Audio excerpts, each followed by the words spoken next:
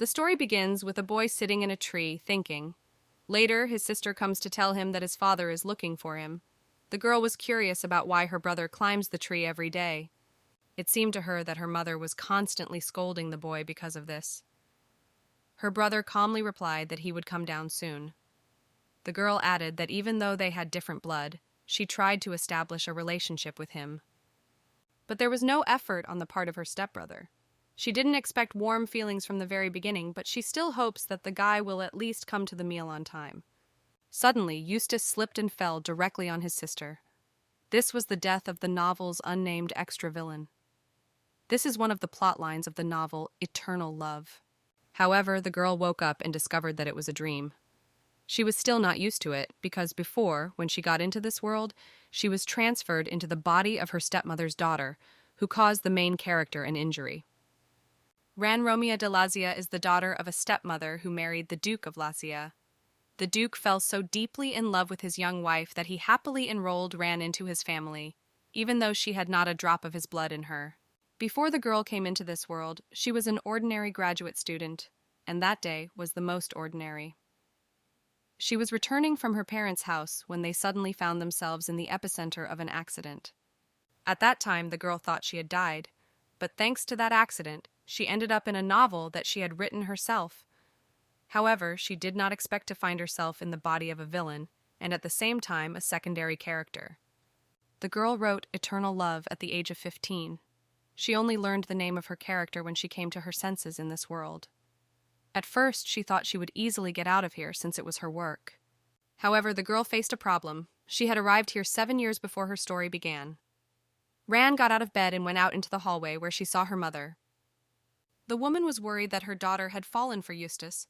Ran reassured her mother that everything was fine. She remembered that in the original story, the woman had given birth to a younger son, Tasso. But after that, she began to make life difficult for the son of the Duke's ex-wife, Eustace. Ran, who has found herself in the body of a girl, wants to prevent the woman from leaving a psychological trauma on the boy. The girl believes that Eustace would be better off as far away from his family as possible, so she suggested to his mother that he be sent to the Imperial Academy.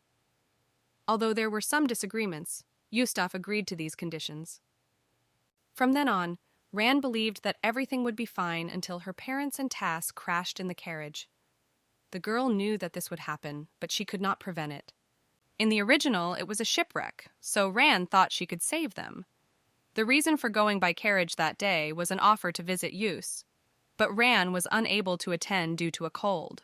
At the funeral, she noticed a boy in a dark blue academy uniform among the crowd. This was the main character of the novel, Eustace, and the man the girl must win over to her side by any means necessary. Eustace remarked that his sister was feeling unwell and that she had better go back. The girl noticed that his face was too stern and impassive for someone who cared, but she decided to listen. The Latius family has a history older than the empire itself. Even if the continent experiences war, emperors and feudal lords change, the Latius family is as unbreakable as their castle, which was created by the hands of a sorcerer. In the ice wall, the majestic sage left a snow-white door cleansed of the darkness. Lazio was its protector, and the count was called Lazio of the Ice Wall. However, it is now on the verge of collapse. It is a vast territory, but the soil is infertile due to the long winter. The Lazio family is also known for their emerald crown of life. This crown belongs to the mistress of the house and is passed down from generation to generation. However, Ran's mother hated the emerald crown, so she wore only rubies and sapphires. Moreover, her true heir, Eustace, is a minor. Although the boy is capable, he is the main character of the novel.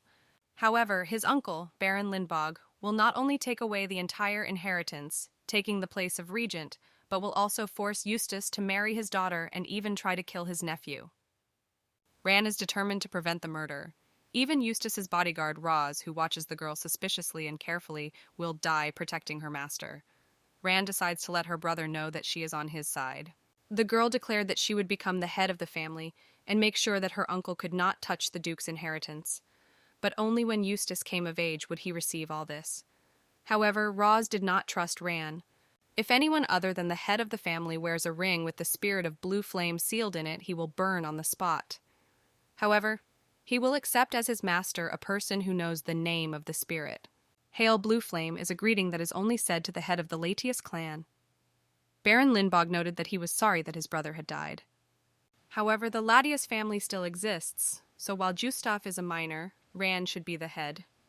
The other man was against this because although the girl has the same last name, her blood is different. Rand intervened, declaring that she would be the leader temporarily until Gustav came of age. The girl asked her brother for a ring to win everyone over to her side. This world is inside her novel, and therefore she knows the name of the spirit. Putting on the ring before burning herself, she said, Istalif. Everyone was shocked when the flames died down. This meant that the ring chose the head of the family, and that was Ron until she was replaced by Eustace and the main character appeared. She would do anything to ensure a happy ending. Rand took off her ring and gave it to Eustace. She noted that there was no need to call her the head of the family, and in the blue flame greeting, as this status was temporary. There are 3 families that honor the Latius family but cannot swear true allegiance: Wild, Lance, and Illuminati. Wild is on Eustace's side. Lance is honest and incapable of betrayal, and Illuminati poses a threat. Although the girl herself created the Illuminati count, she doesn't know what he's thinking. She dismisses the gathering and announces that she will speak to each representative individually. Eustace asked how the girl was able to put on the ring and not get burned, to which Rand replied that she simply took a risk. After all, the girl also belongs to the Latius clan and supports her brother. The girl remembered that she needed to find another male protagonist. Rand, without waiting for Eustace's answer, went to deal with internal affairs. She has to start by paying off her debts. Rand decided to use the ice wall mine because it contains a large number of mana stones. In the original, the Gigi learns about this later, but the girl uses it a little earlier. A normal magic stone has a low purity level, so its properties will disappear after prolonged use. However, the stones in the ice wall mine have an extremely high purity level. Justef worries Rand with the news that he is going back to the academy. Since his sister has taken over as headmaster, the boy wants to finish his studies. Justef used the blue flame greeting to Rand, to which his sister pointed out that he could speak to her as usual because they were family. But his brother stated that he never considered her family. If this continues, then when Eustace becomes the head of the clan, he will be able to kick Ron out of the house. In the original, his sister often bullied him, which is why the girl should save money. Lord Ross would remain in Lazio and become the temporary guardian of the head of the family. This was done in order to gain Eustace's favor. However, it would be difficult to win him over to your side even that way. Rand said goodbye to her brother and wished him a safe journey and good results. As for Ross, she hopes for his support until Eustace returns. The situation in the duchy is worse than expected. Although the residence is large, there is a lot of useless land. The only fertile land is under mortgage. Without it, the people of the duchy may die. To begin with, Rand decided to divide the duke's duties into 4 parts. The heads of all castle affairs are the butler, maids, and servants. The head is responsible for matters related to the land. The one responsible for military power, such as knights and soldiers, is the head of the knight squad. The 4th person is a financier, but the girl described him in the novel as a real piece of trash. Since Rand became the temporary head of the family, she had started to oversee the financial department. Therefore, it was obvious that she called in the head of Elizabeth and the head of the knights for a conversation. The family's debts are so great that they will have to sell off all their land and get rid of their titles. Elizabeth has also seen the financial book and is confident that they can still make a profit. Rand objected, because all the information in the documents is fake. Nothing was bought, but it says that they did. The girl is sure that it is all lies and abuse of power. Rand is determined to free the financier and send the head of the knights, Lord Blaine, to explore the northern mountain range. The girl wants the lord to pay attention to the caves near the door. Lord Ross was outraged by the head of the clan's decision to send Blaine away. He believed that this was Rand's way of getting rid of the heads of the knights thanks to the monsters near the door. Ross is also sure that the girl is doing this to neutralize Eustace's military power. Rand laughed, because she thought the Lord was trying to ask if she was planning to kill his friend. The girl added that Eustace believed in Blaine, and so did she. Ross was still dissatisfied, because how could Rand become the head of the clan if she hadn't even received the appropriate training for it? At the same time, the Lord gets the impression that the girl has been preparing for this for a long time and hoped that everything would happen exactly like this. Rand assured her husband that this was not true. She wanted to change fate and prevent her parents' deaths, but she failed. and now she fears that she won't be able to change all the major details so that Eustace doesn't suffer as much as in the original story. Ran said she wants to be a real family for her brother. She admits that she treated Justaf badly as a child, but now everything depends only on him. Uncle Baron Lindbog bursts into Rand's office. He suggests changing the girl's bodyguard, because he doesn't see Ross as a reliable and loyal person. However, she refuses. A lord is enough for her. After that, the Baron moved on to the main topic of conversation. Matera Ran had borrowed a large sum of money from him, and the debt was increasing every month. It was an unbearable sum for Lazio. Therefore, Lingbog is even considering turning a blind eye to the debt because he wants to become a family with Ran. The man has suggested that she marry his son Robbie because he thinks they are a great match for each other. However, Ran didn't like the idea because Robbie is a real loser who leads a riotous lifestyle and calls it manliness. And more likely, he has already started to get carried away with gambling. At the same time, the girl understands that it is not the time to openly make enemies, but only after the ducal family's budget becomes stronger. Ran pointed out to her uncle that she cannot marry only because of debt. Baron Lindbog remarked that Ran needed an experienced person to give her advice, thereby hinting at himself. The girl was curious to see what her uncle would say, so she decided to listen to him. Ross went into Rand's office to remind her to rest. The girl suggested that the next time she spoke to her uncle alone, he could open the chimney so he could hear their conversation. The lord couldn't understand why Rand did this, but she assured him that she wanted to gain his trust. These words from the temporary head of the Ladius clan made him think with suspicion. The Imperial Academy was created to provide quality education. Since ancient times, only princes were educated here, prominent families sent their children here, and Latia was one step behind everyone. And so Eustace, who was the first of his family to enter the academy, attracted attention. There are 3 ducal families in the empire: Latius of the Ice Wall, Miro of the White Silver, and Usla of the Rose. And the most closed and chauvinistic of these families is Lazio, where the last sage fell asleep, cold ice gates and walls, where monsters and doors really exist. The history of the family is older than the existence of the empire itself, and this draws unnecessary attention to Eustace, which makes him very nervous. The guy received a letter from Ran, where she asked him to get out quickly and come back to help her. Eustace doubted that his sister was urging him to return because she recognized him as the head of the clan. There was also another letter from Ross, in which the lord informed his master of all the events taking place at home. The boy was surprised that his sister had somehow learned about the cave, which contained a way to repay all debts. Eustace wondered if Ran had changed a lot since that incident in the tree, but he didn't understand why. The sentence for the financier who was accused of embezzling Lazio's funds was quickly carried out. Some were happy that the castle's cleaning process had begun, while others were horrified. However, Ran ignored everyone. The girl knew about the financier's gambling addiction, but she didn't expect that he would spend almost all of his money. At that time, Lord Blaine returned from a mission with good news. They had found a cave. The knights also found a mana stone. Although Blaine had seen magic stones before, they didn't look like this one. The girl noted that ordinary ones have low purity, so they quickly lose their properties. With mana stones, they can fix that. Sorcerers are the strongest people. Anyone can draw a magic circle if they have enough mana stones. But thanks to them, many opportunities arise even without the participation of sorcerers. All that remains for Ran is to find clients. There are still many situations not described in the original story. There are 3 major trading associations on the mainland, and of course, Ran will choose the Golden Rose to sell. Ross asked how the girl knew they would find something like that in the cave. Ran replied that she wasn't sure, but there were reasons why sorcerers weren't allowed there. Both the red and blue magic stones were discovered later in the original, so the girl sees no point in talking about it now. Ross is not convinced that the whole reason lies solely with the sorcerers. So Ran remembered the incident when she disappeared while walking towards the door. Before the girl became Ran, the real Ran had once walked towards the door and gotten lost. The stepmother, upon learning of this, blamed everything on Juste and punished the boy. This was one of the first moments when Juste was insulted. The girl shared that she combined that event with the information from the documents, and she was lucky. After all, she can't admit to Ross that she left them there herself. Although there are problems that cannot be solved with money, at least they will no longer cause inconvenience. If there is one less thing to worry about, Ran can start looking for another Gigi.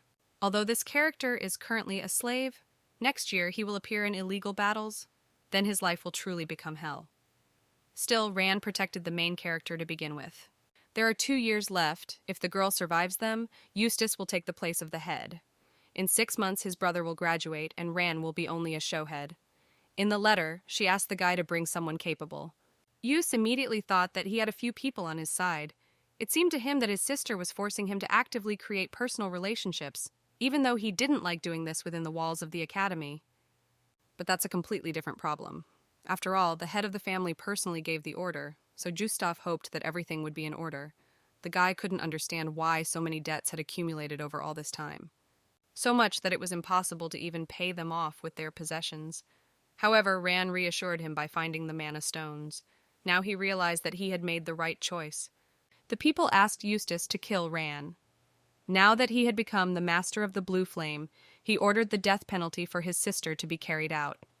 Before the sentence, the girl screamed that she was not Ran. The girl woke up in a cold sweat, and it turned out that it was a dream.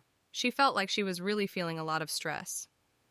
When she first opened her eyes in this world, or rather came to after Eustace fell on her face was different. The person who called herself her mother was crying with a twisted face. Although she realized that she was in the novel she had written, the full realization came only after Eustace later came to ask for forgiveness. The girl was shocked when she met the main character in person. His face showed neither a request for forgiveness nor a sense of guilt. It was a completely emotionless expression. But she made him like this. He was the fruit of her creativity. It all happened because of the girl, because of what she wrote. She still hasn't earned his trust, so Eustace's life is in danger. She still has a lot of time before he becomes the head of the family, and she is confident that she can change the original story. They were able to find the mana stones, and things would not be like in the novel. Moreover, today was the day Ran would meet the man from the Golden Rose. She prayed that she would be able to sign a good contract. Among the audience halls of the Lazio estate is the Emerald Room, created for meetings with honored guests. Although the Golden Rose is not from a noble family, it is still very important.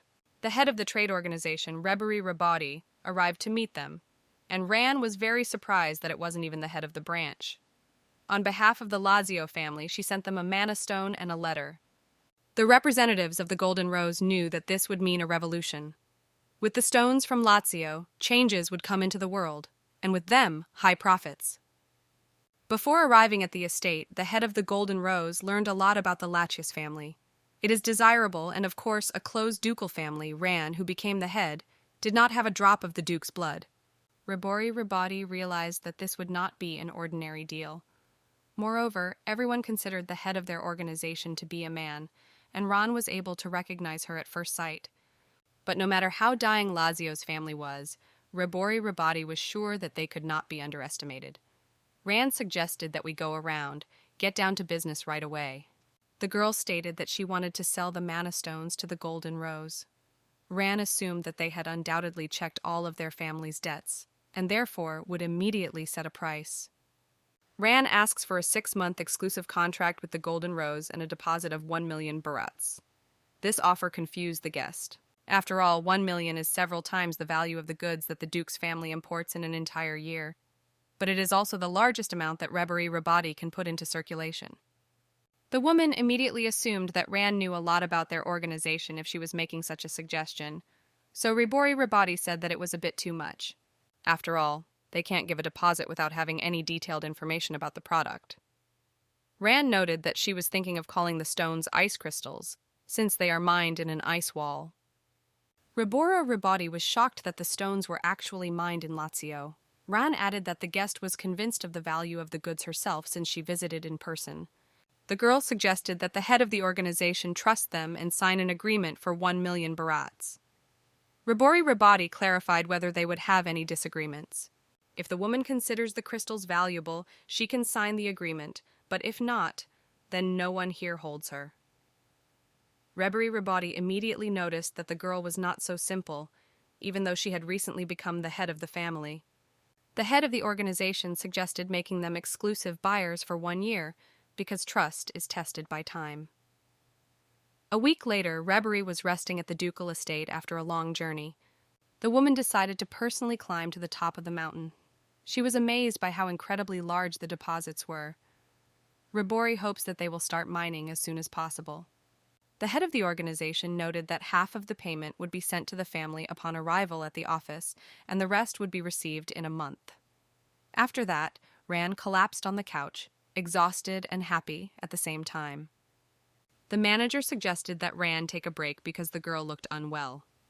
But she refused after seeing a letter in the woman's hands, which Ran took and found blood pouring from her nose. Ran woke up to find Justef sitting by her bed. She assumed it was a dream and mumbled nonsense. The girl showered her brother with compliments about his long, attractive fingers. The girl asked Eustace to play the piano. He said he would do it when he had the chance. Ran called him a rascal, rubbed her eyes sleepily, and begged him not to kill her because she was trying. Waking up again, Ran thought she was sleeping again. But when Eustace assured her that she wasn't, the girl cried out in fright. Her brother asked Ran to lie in bed until he called a doctor. Ran was scared about what Eustace was doing at the estate and whether something had happened at the academy. Her brother replied that he had just returned and that was how the circumstances had turned out. The academy had an early graduation. He received his certificate of achievement and passed all his exams. If no one better than Eustace appears from now on, he will remain the first in terms of achievement. Ran applauded her brother. Eustace noticed that he was not as wonderful as his sister, who had fainted while working. The doctor said that Ran was overworked. He advised her to eat well and rest for a few days. The girl decided not to listen to the doctor and get to work, but her brother stopped her and told her to rest. After all, he had come because there was a lot of work to do on the estate. In any case, he fulfilled the conditions of the early release. Ran noted that everything is continuing as she wrote in the letter. All the details are described in the documents in Elizabeth. Eustace replied that he had read it yesterday. Ran was shocked that her brother had been with her yesterday and it wasn't a dream. It turns out he had heard all the nonsense she had been saying, so she asked the guy to forget about it. Eustace noted that it was the first time Ran had complimented his fingers. The girl was embarrassed, because at that time she had also asked her brother not to kill her. Ran was worried that he might now think about her. However, she supposed it was for the best. After all, now that he knew that Ran was afraid of him, he might be a little kinder to her. Eustace pondered his sister's words not to kill her. Every New Year, Lazio's family performs a ritual that protects the doors, and this was the year that stepmother and Ran first participated in it. Returning after the ceremony, Eustace and his sister fell behind everyone, but Ran never returned. That was when the father hit his son for the first time. Eustace assumed that it was then that his sister learned about the crystals. But killing Ran was never his first choice. It was as if after the chariot incident, Eustace had decided that his unfounded anger would be directed at himself. The shame, the anger, the pain, and the resentment he felt then, and a million barates. Minerals that have great value. It showed Eustace that his sister had made a really good deal. The guy agreed that it was okay to continue as stated in the document. He asked Elizabeth about the new financier.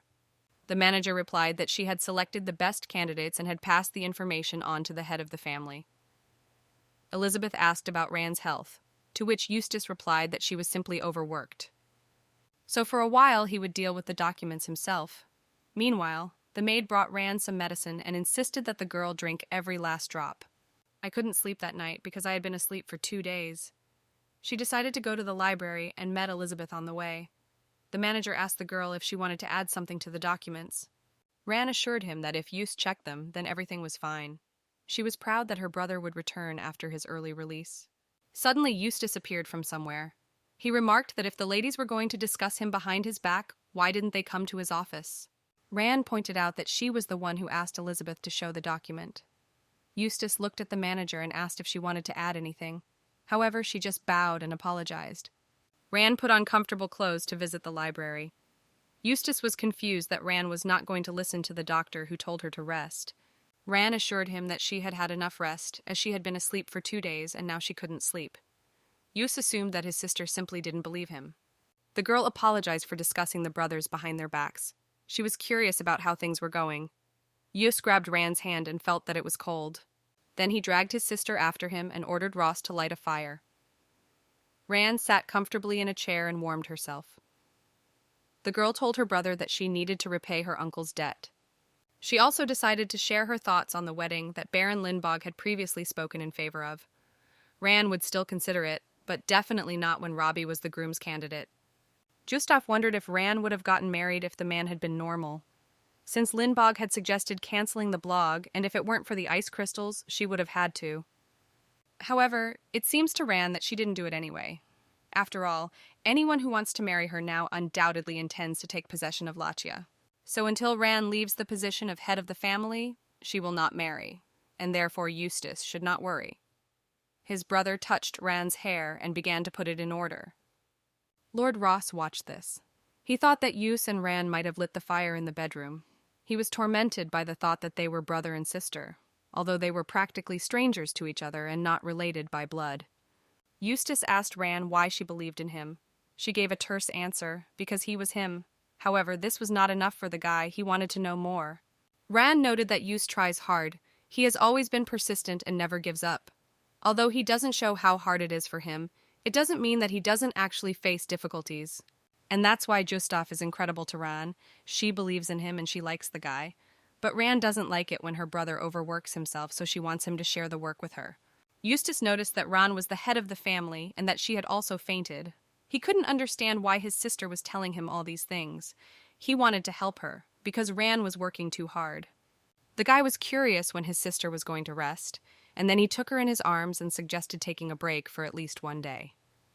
Ran was scared for a moment, then asked to put her in her place. For a second, the girl thought that Eustace had embraced her.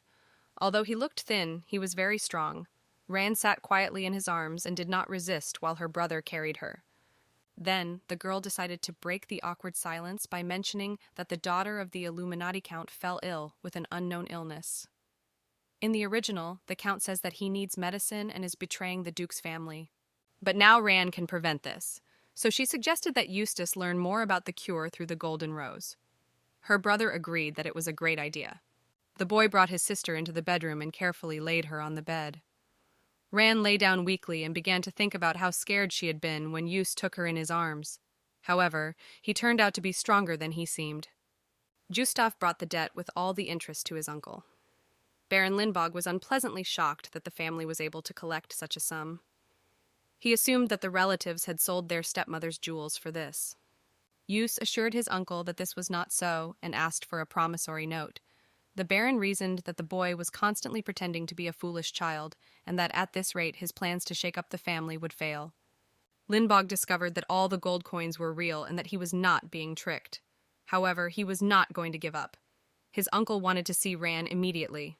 Eustace disappointed him once again, pointing out that his sister was busy with business, and since she was the head of Lazio, his uncle needed to get permission for an audience in advance. The Baron was indignant, because he was her family. The boy added that even in a family there are those who are higher in status and those who are lower, and then the Baron agreed that he had shown tactlessness. He handed Eustace a receipt and asked him to arrange a meeting with Ran. The uncle remarked that he would not move from his place until the appointed time. Eustace would have chased the Baron away if he had only become angry and insulted the family. After which, he hastened to tell everything to Ran. Ross asked the master if he trusted his sister to be an enemy or an ally. Eustace suggested that if she was an enemy, there would be no one more terrifying. The boy was aware that Ran had only become the leader for a short time. However, it was immediately clear that everyone had come to respect her as the temporary leader, just like Eustace. Having graduated and returned to the estate after 6 months, the boy would have no chance of squeezing in here. Ran was happy to see the receipt, but also sad that her uncle wanted to see her. She deliberately sent Justaf to the meeting. But there's nothing she can do. Ran will have to meet with Baron Lindbog, even though she knows in advance what he wants to talk about. Ran apologized to her uncle for making him wait. The Baron had not expected Eustace to return so soon. The girl said it was because of the early release, and she herself was surprised to see her brother. However, she thought it was for the best. But her uncle warned Ran that she needed to be careful, as her brother was trying to take over her position as head of the family. The girl added that Eustace would receive the title in 2 years. In view of this, the Baron warned his niece that she might be in danger. Ran noted that Eustace would become the head sooner or later anyway. Lindbog believes that this is due to the fact that his brother would get rid of her. He had heard that Ran had been weak and unconscious some time ago. and he emphasized that this could not have happened at such an energetic age without the intervention of outsiders. One day her mother also asked for medicine for her headache, but she never got better. The Baron admitted that the doctor was brought by the Duke's ex-wife. Ran was scared because about 90% of all the events were not described in the original. They gradually weave themselves into life. Therefore, it is not surprising that something happens that the girl did not expect. Baron Lindbog assured his niece that he was worried about her, and advised her to think about who was really on her side. Ran smiled and noted that it was her destiny to choose her allies. The uncle looked at the girl carefully, then added that he would not argue about her position and would rather leave. Ran fell back on the sofa exhausted. It was difficult for her to resist such an old man. Giuseppe brought his sister some iced tea. In Lazio, which has an ice wall, it is not difficult to find ice even in summer. However, sugar is very valuable, and the boy added a lot of it. Ran drank it in one big gulp, not realizing that well-mannered ladies didn't do that. Eustace noticed that his sister would do it if he had put poison in her tea. The girl was initially wary, but then breathed a sigh of relief when she realized her brother was joking. Eustace noted that her sister wasn't very careful, especially when she thought he might kill her. A guy can understand that his sister thinks they've become friends and therefore believes everything he gives and says to her. On the other hand, it's also convincing if she suspects him and is wary of all his actions. However, thinking maybe he'll kill me and not being careful seems very strange to Eustace. He still can't understand what's going on in his sister's head. Ran confessed that after Eustace becomes the head of the family, he will kill her. So she tries to make sure that doesn't happen and constantly thinks about it. But even if it did happen, she didn't think she could do anything about it. She felt the room go silent and extremely cold, making her feel uncomfortable. Eustace asked his sister why she thought so. If it was sympathy, remorse, despair, whichever of these options turned out to be true, he still wouldn't like it. The boy gently took the girl by the neck and looked her in the eye. Ran had always thought that her brother hated her, but he couldn't give a positive or negative answer to that. Ran admitted that she felt remorseful because she had been bullying Eustace for a long time. The boy reasoned that it was not so terrible as to want to die, and did not believe that his sister should be responsible for her mother's actions. The girl added that Eustace had enough reasons to kill her. She asked her brother to tell her if he could do without her death. Then she would pack her things and leave the estate forever. Eustace watched the girl and realized that he would never understand her, so he decided to switch his attention to his uncle. The Baron is aware of all the internal affairs of the family. Ran agreed because her uncle also knew about her health condition, which means that there are many of his people in the estate who report to him. Usually such things remain secret. The girl suggested finding the informants and eliminating them. Eustace added that the goal of these people was blackmail, and therefore they needed to search through provocation. At this time, Baron Lindbog was beside himself with anger. Although he was the second son and had received the title of Baron from his father, he was also the one who had taken over the surname Lazio. The man was annoyed that a girl who was not related at all had been given the title of head of the family. In the secular environment, Lindbog was the one who attracted a lot of attention. A magnificent, tall ivory mansion created by a wizard would be his home. These traditions and reputations would belong to Lindbog. He couldn't understand how Ran had managed to pull it off. The man was determined to hurry before his chances were completely gone and to carry out the plan sooner. He suggested that Robbie marry Rune and then his son would be the next duke. Ran shivered from the cold in the manor. Although it was summer, it was so cold in Lazio that she had to burn piles of firewood. The girl thought of inviting a master magician. She thought it would be a great idea to provide their lands with items made right here at a low cost. The first shipment of goods to Royandi will be made next week. The wizards raised the alarm because they wanted to get into the territory of Latium. But Ran understood that it was not worth doing this, because there was a ban on their entry here for a reason. At Rabora Rabati's request, Ran sent the organization a sample stone. But since wizards are not interested in money and power, a larger bribe would be enough to gain their favor. Even if the delivery happens soon, everyone will only know about it in December. Then comes the season of social life. This is the most auspicious time. The entire aristocracy gathers in the capital. It all starts in December and lasts until August, with the peak season falling in May, June, and July. There wasn't a day when there wasn't a ball. In order to participate in such an event, you must be over 19 years old and hold a coming-of-age ceremony. There is no better advertising space than a social environment. Before Ran is forced to go to the capital, she needs to find the main character, Rumi. But telling her to find a slave with that name would be too abstract. Eustace insisted that his sister rest, but she refused, saying that she would just have a cup of tea and continue working. After a while, Ran was relaxing in the bath. A maid came in and brought a suspicious liquid in a plate that looked like poison. However, Ran, thinking that she needed to get better quickly, drank the medicine, after which she lost consciousness and fell to the floor. Eustace appeared before the girl. In the Latius family, the spirit is called that, and there is no one who knows her real name. Therefore, Eustace was curious about how Ran knew about it. The girl thought she had died. After all, she only remembers taking the medicine and losing consciousness. Ran is not sure if it was Eustace, because he had to suffer until he came of age. Eustace reassured the girl, saying that she had simply fallen asleep and entered the world of her subconscious. Ran connects with this place, plunging into a deep sleep, and here the powers of the spirit exceed her. The Black Spear is in another ducal family, the House of Rose. Ran knows about it, but isn't sure if she should tell him right now. Ran noted that they were all in the middle of her novel, and that the girl herself was from the Republic of Korea. Duhy immediately knew that the girl was a reader. Ran asked to explain what it all meant, but Eustace and Black Spear were discussing something heatedly among themselves, not paying any attention to the girl. Only later, after the words reader, another spirit appeared. All three looked half human and half beast. This one looked like a leopard. In their world, there is an established class system, a hierarchy, defined from the beginning of creation and can in no way be changed. Starting from the lowest, there are ranks: low, medium, high, supreme, and spirit lord. Accordingly, the leopard belongs to a high level and perhaps even to the highest degree. From what Ran told Leopard, he concluded that this world she entered after death was not created by her. So she had only read a world that had been created before. People call those who read already written worlds seers. Ran realized that Eustace might not be the main character. Every reader has a different way of reading, content, and time.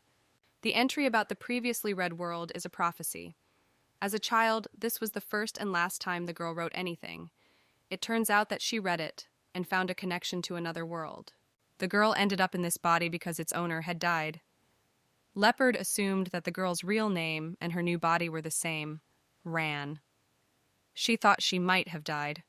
But even if there was an accident, she hoped she could return if her body woke up. Even the spirits aren't sure how this world came to be. The main reason was that Ran read it and there was a door next to that body. Eustace was pleasantly surprised to meet a reader and a stranger who knew her name. Ran regained consciousness and breathed a sigh of relief when she saw that she was not in someone else's body again. However, she ended up not in her own room, but in the Duke's wife's. But since the girl is alive, it means that this is not the work of Eustace. Ran realized that everything that happened was not a dream or a novel, but reality. And she is not an author who mocked the characters. It wasn't even her work, but she told them about the mine and worked late. Ran was glad that she turned out to be a wonderful person. Eustace said that he was worried about his sister. The girl laughed, noting that it wasn't him after all. The brother added that he wasn't that stupid, but he was really worried. Eustace asked how his sister could eat after spilling a drink laced with sleeping pills. Ran replied that it was okay since he had brought it, and asked the boy to tell her everything that had happened. Robbie persuaded the maid, promising to release her from paying the debt. However, the girl was taken over by Eustace and asked to behave quietly, and then she would have a chance to stay alive. However, if the maid wishes to escape, she may do so, but only if she is able to do so. At this time, Robbie entered Ran's room and found her fast asleep. Eustace rushed to stop his brother in time. Robbie tried to justify himself by saying there had been a misunderstanding. Eustace didn't believe him because it was obvious that the man had put his sister to sleep and was trying to undress her. If Eustace pulls his sword, everything will be splattered with blood. Everything in Latium belongs to him, and he was able to protect it even despite all his stepmother's attempts. But Uncle and Robbie try to use Ran to take away Eustace's place. The boy hits his brother with a sword and refuses to listen to his explanation. Ran was shocked by her relative's plan, which included raping her, although it made sense to her, considering who her uncle really was. If Eustace were the head, he would have sent his daughter to him. The brother added that for 3 days after Ran fell asleep, they were interrogated. They obtained a large amount of information and names from the uncle's accomplices. Just assumed that they realized that they had acted shamelessly and therefore gladly agreed to cooperate. Baron Lindbog was arrested, but even then he did not admit his guilt. Ran wondered what to do next. If the Baron was arrested, it would be difficult for them to regain their future relationship, but she was sure that it was necessary to stop Eustace from killing, because he was his blood relative. However, the boy may also think that this is not enough for the death penalty. Therefore, Ran suggested confiscating his property and sending him outside these lands, and her brother agreed. Now she was not the main character or her victim, but just the person, Eustace. Ran asked him if he knew that her uncle would do something like that. To his brother, the girl seemed too fast, so much so that even those who were chasing her caught their breath. Ran was racing so fast that even those who believed in her began to fear her. The girl was confused, because if her brother knew everything, why didn't he warn her? She had absolutely no idea that her uncle was capable of such a thing, and she was actually the head of the house. Eustace shared that the Baron also started acting faster than he expected, which meant they had him cornered. It's easier to catch a villain in the act, to deal with everything at once. Ran was troubled by the thought of what if Eustace was late. Being a decoy and not having information at the same time did not leave the best feeling, and the fact that she could not predict such behavior was her mistake. The girl thanked her brother for saving her. Eustace added that he was afraid that if Ran knew about the plan, the enemy would act differently from what he expected. Ran asked her brother if he remembered how she begged him not to kill her. Now she firmly declared that she would not die. Back then, she said she would die if Eustace wanted her to, but now she takes her words back. She no longer felt any sense of duty towards her brother, so she thought she should live more diligently. Eustace remarked that this was good news because he didn't want his sister to die at his hands either. The brother asked if the plan to hand over the position of head of the house to him had changed. Ran assured him that in 2 years she would give this right to Eustace. The girl did not think what would happen to her then. Ran suggested forming an alliance until her brother became the leader, but he had to promise not to kill her after that. Eustace was amazed that his sister continued to eat as if nothing had happened. After all, not so long ago there was an attempt to kill her. Therefore, the guy thought it was quite senseless but also brave. Ran would be the only person who could betray him, but the girl did not want to do it. Eustace really talked about betrayal and the possibility of being deceived. It was as if someone had stretched out his neck for punishment and was saying, "Trust me." There had been a lot of suspicious things happening lately. But the guy is in no position to say something like that, because he's not entirely honest either. So Eustace decided to agree to the alliance. Ran pointed out that she needed some pocket money, to which the brother replied that she could take and use any amount from the Duke's personal safe. Although they have a negative balance now, when they receive money, the sister will be able to take as much as she wants. Ran noted that she was not referring to the head of the family's money, but her own. After Eustace becomes the head of the Lazio family and Ran wants to stay, she will probably have to get married. But the other main character is not to her taste. Eustace noticed that the traces of fatigue in his sister disappeared, Ran confirmed, having slept for 3 days. Then her brother suggested they meet in the evening and discuss their union in more detail. Before leaving, he stroked the girl's hair. These actions of the guy make Ran wonder if he likes her, hates her, or is more likely to use her. However, she can cross hate off her list. After all, no one brings food to someone they hate. Everything turned out to be much more complicated than the girl expected.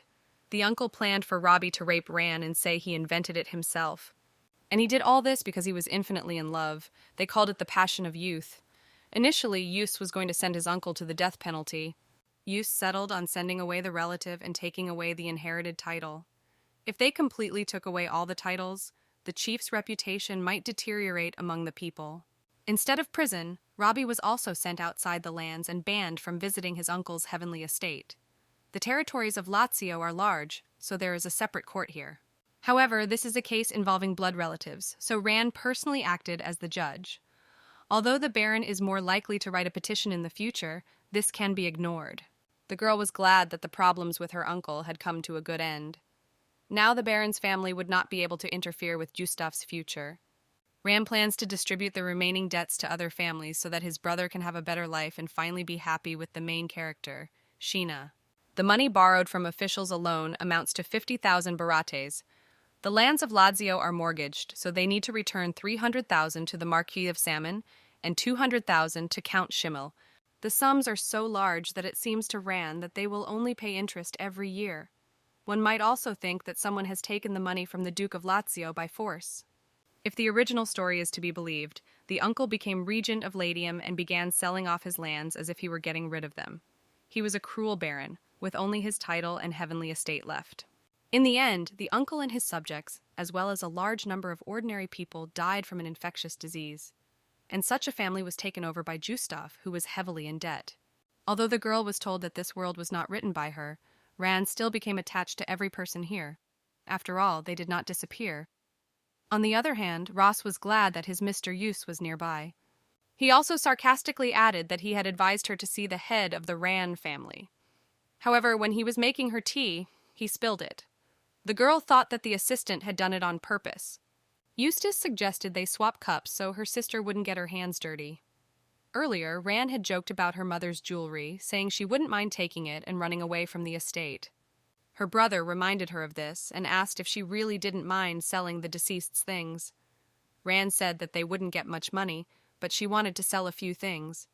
And the rest she wants to leave for the Duke's future wife. Although she hasn't seen Sheena yet, she must probably be a beauty. Rand told Juice that his future love could fall from the sky at any moment. Then, when Sheena appears and Juice falls in love with her, Rand will definitely use this phrase. The girl noticed how her brother had changed a little, but she still protected him more than when his stepmother and homeroom teacher were bullying him. Some time passed, and a man from the Rebery organization valued several of Mom's jewelry sets and paid a generous sum for them. To begin with, they paid off the debt to Barons Wild and Lance. Rumors began to spread among the servants about the family's financial situation and that, as head of the house, Rand had sold off all of her former mistress's valuables. The girl could not believe that such things would be talked about. After all, Rand had hoped that the servants would talk about how she had saved money for the family after the sale. Instead, rumors spread about the threat of bankruptcy. Eustace said that this is for the best, because this way they can select people, those who work only for money and those who do not. When people realize about the ice crystals, all the rumors will be destroyed. The hardest thing is finding people you can truly trust. But Rand doesn't want to deal with that, so she quietly plans to blame everything on Eustace. The head of the house was visited by a lowly sorceress, Lydia. The maid had already prepared a room for the guest and her assistant, Franche. Rand stated that from now on, Lydia must keep everything they would create a secret and what questions she would ask the sorceress to ask. After that, the girl showed the crystals. Lydia was dazzled by the stones. It had been 20 years since she had become a craftswoman, but she had never seen such magical crystals. The woman was amazed that Rand would trust her with such a valuable thing. The head of the house assured me that they are not that valuable, because they have a lot of them. Therefore, my goal is to create public access to such stones, regardless of whether a person has money. Wizards are forbidden to approach Lazio within a radius of 10 kilometers. That's their rule. Although the master wizards are not bound by the rules, they are also not eager to approach the duchy. Rand assumed that this was why they had sent Lilia and Little Franche. The girl asked the craftswoman to create good products for them and become the official representative of the ducal family. The very first product Rand wants Lydia to create is a magical device that will make a blanket warm. September in Lazio forces the residents to dress warmer. In October, all the leaves will fall from the trees, and in November, winter will set in, and people will be freezing until April. So Rand wants to spend this time with a warm fan and an electric blanket. Eustace came to tell his sister that a special guest had come to visit her. It was Elf, who had received a gift from the Golden Rose. The girl wanted to talk to Haresh on an equal footing and make a deal with him in the future. Transparent magic stones can be used by people personally. In Lazio, I also have other minerals. Blood red and azure stones that only elves and dwarves can use. The magical power of human wizards begins to change even if they simply approach such stones. In short, their power disappears. This is the reason why wizards cannot come close to Lazio. Although it is difficult to cooperate with other races, it was necessary for the budget of the ducal family. Rand plans to personally negotiate with them about using their high-quality products to create a small altar inside the estate. Haresh speaks without thinking about the feelings of the interlocutor. This means that the elf has no intention of being a kind and gentle merchant. In this case, it will also be easier for the head of the family to do business with him. Haresh thought that throughout the conversation, Ron had been trying to find out something about them. He replied to the head that they had limitations in creating medicinal herbs. Rand suggested adding an ointment made with universal water to them. Then they would be 10 times more effective than other medicines. Haresh was confused by the girl's knowledge. The chair added that she was aware that elves could only create 10 medicines per year and that they had nowhere to use them, so they hoarded them. Therefore, she suggested replacing them with magic stones. After all, in any case, the effectiveness of the medicine weakens over time. Ran added that they would be happy with various items created by the elves because no one can surpass them in woodworking. Haresh was speechless because there were no mistakes or stubbornness in Ran's speech. He was only interested in how profitable the offer would be. At the same time, it seemed to him that Ran was leading him along. The girl said that she planned to cooperate with the dwarves, which angered Haresh. He noted that their magic systems were completely different. Therefore, Ran could not cooperate with them using the same stones. The head of the clan noted that they have not only blood red, but also azure stones in their arsenal. She also knows that relations between elves and dwarves are not the best. Latia has only just begun mining magic stones, but Ran is planning to trade with humans, dwarves, and elves. Haresh has stated that he cannot resolve this issue on his own. Therefore, the head of the family suggested that he return and discuss all this with the elders. Ran had also previously asked the elves to help cure her vassal's daughter. Since it was already late, the girl planned to go to the patient tomorrow morning. Haresh said that it was stuffy to be in a human house, so he would return tomorrow at dawn. Eustace needed an explanation from his sister about what the elf was doing here. He also shared the information that Robbie was dead. In exile, the man got into a gambling game, got into a fight, and was killed.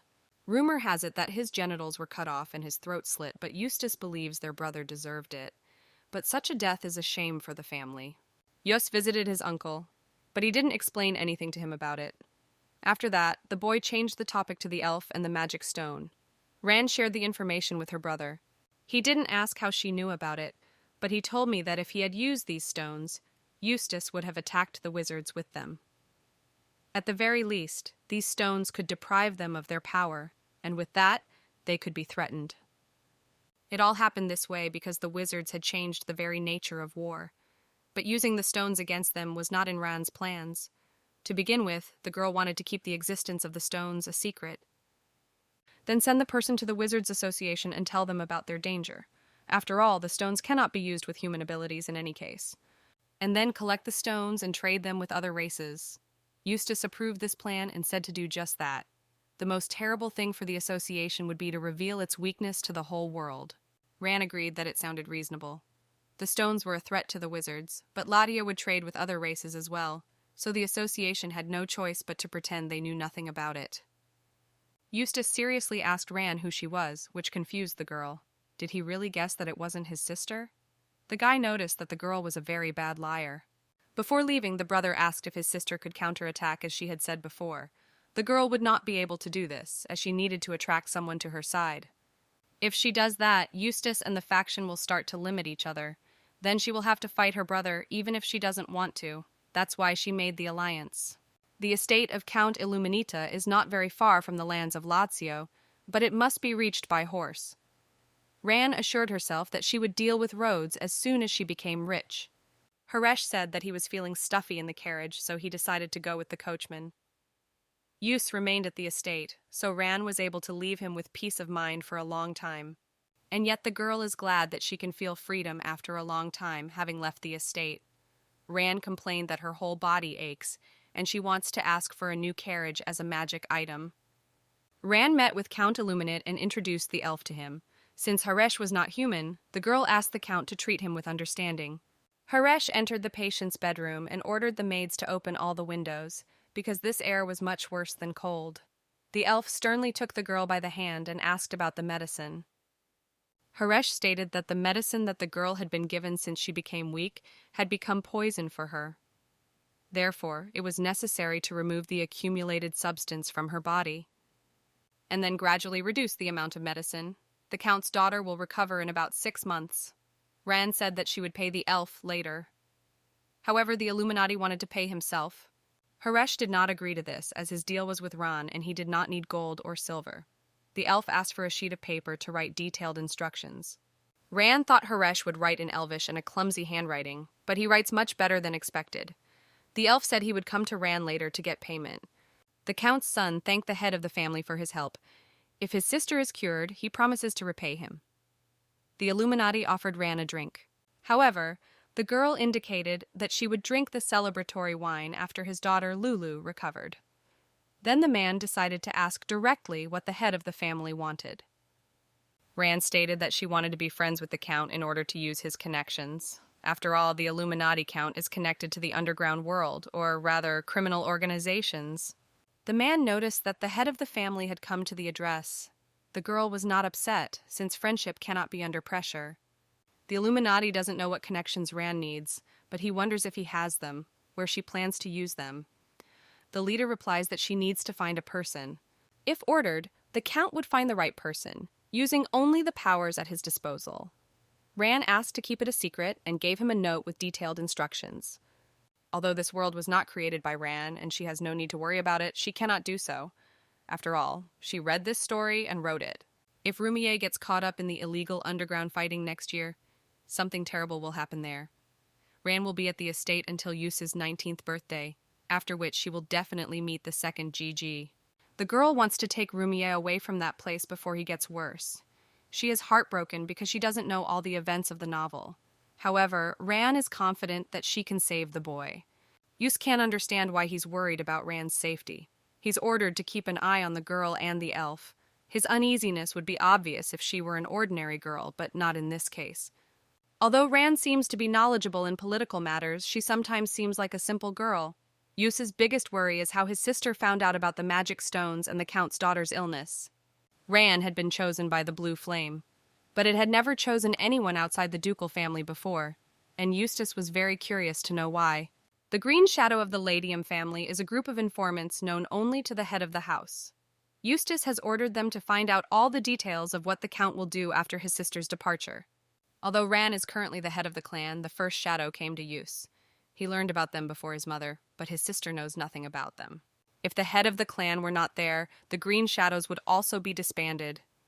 A secret organization cannot be supported by loyalty alone. It has incredible financial investments behind it.